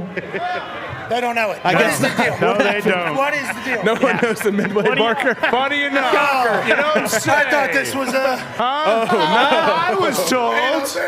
That can't be your I final thought for thought, by sure the they way. were all going to give you That a cannot be- resounding huge cheer for that. They all love the Midway Barker. So, no, thank you for your final thoughts, but we're not at the final part of the show yet because we got to bring this up. What? I was offered the opportunity to potentially do something. He's right. Yeah. See him right there. No legs. About 50 yards down. Holy shit. He's right there. How'd yeah. that guy get Oh, he's in there. Where are his legs? He's talking. What the hell? Chris Angel showed up, took How did this they guy's not know legs. who he Yeah. was? Where'd they put him? Where's the legs? There he is. No legs. That's the God. Midway Barker right there. So as you go into the Midway is where all the action is. For those that don't know the State Fair, that's where the games are. It's where the rides are. It's kind of where you want to be. There's obviously food areas as well, and then apparently here at Texas State Fair, there's a lot of booze areas as well. Yeah. I think that is the big difference I've realized from Yes. the Indiana State Fair Yeah. to the Texas State Fair. A little bit different vibes here on this Feel Good Friday. But yeah, I was potentially, hey, you wanna? Once in a lifetime. But It's right there. We can just go right there. Yeah. The way it was presented to me is that's the mayor of Texas State Fair right Exactly. there. Oh. There was a parade happening. They didn't know who you were talking about down here. Now, we are kind of the Midway State Yeah. Barker right here. Right. With what this has done, I couldn't even fathom the amount of people that have walked by and just been like, is that the dumbest shit of all time? Probably. Final answer, yes. Thank you for tuning in. AJ, now is time for your final thought. Yep. Once again, I will not be bullied into having final thoughts every time. I appreciate Do it this for the gentleman's guy. sign. I appreciate you, buddy. You. DJ. I'm here for you, for this guy right here with his final thoughts poster, but I have no desire to give any final thoughts. I don't have any final thoughts. And that is that's about all I have. So thank you, guys. Thank you for you, buddy. Just Thank you. Thank you for everybody else. How about Nick Mangold going into the Hall of Fame? That is a good. I told Nick I would absolutely give him a shout out. Nick Mangold going into the Ohio State Football Hall of Fame this weekend. Very proud of him. Nick. Awesome guy, awesome player. Malcolm Jenkins, another guy going in as well. Good barbecue. Way to go, Malcolm. Yes, Nick's barbecue sauce as well. Very good. 74. 70. Yep. He's in the New York Jets Ring of Honor too. Yep. What a legendary. 2 Centerville guys, right? Yeah. Roommates in college? Roommates in college. He went to the Catholic school. I was public, so we didn't go to high school together, but we knew each other since we were like, 8 years old. Your team would beat their team or no? Centerville would It's a great question. We didn't play them. Public always wins. Same division or no? Nah, we were D1, they were D4. Some states, the private. Oh, yeah. They got Yeah, it real depends teams. by state, really. Yeah. Northeast, Massachusetts private schools. Where we are, come right? from, you're football states, Yeah, public. Public, yeah, you're right. Yeah, Pitt, yeah. that's Very true. Rust Well, Belt. Central Catholic had a little bit of a run there for a bit. Well, there's really good only Catholic private schools, school. really good private schools, and we all know St. Xavier. Yeah. We Don know Bosco. Yeah. They're Catholic school.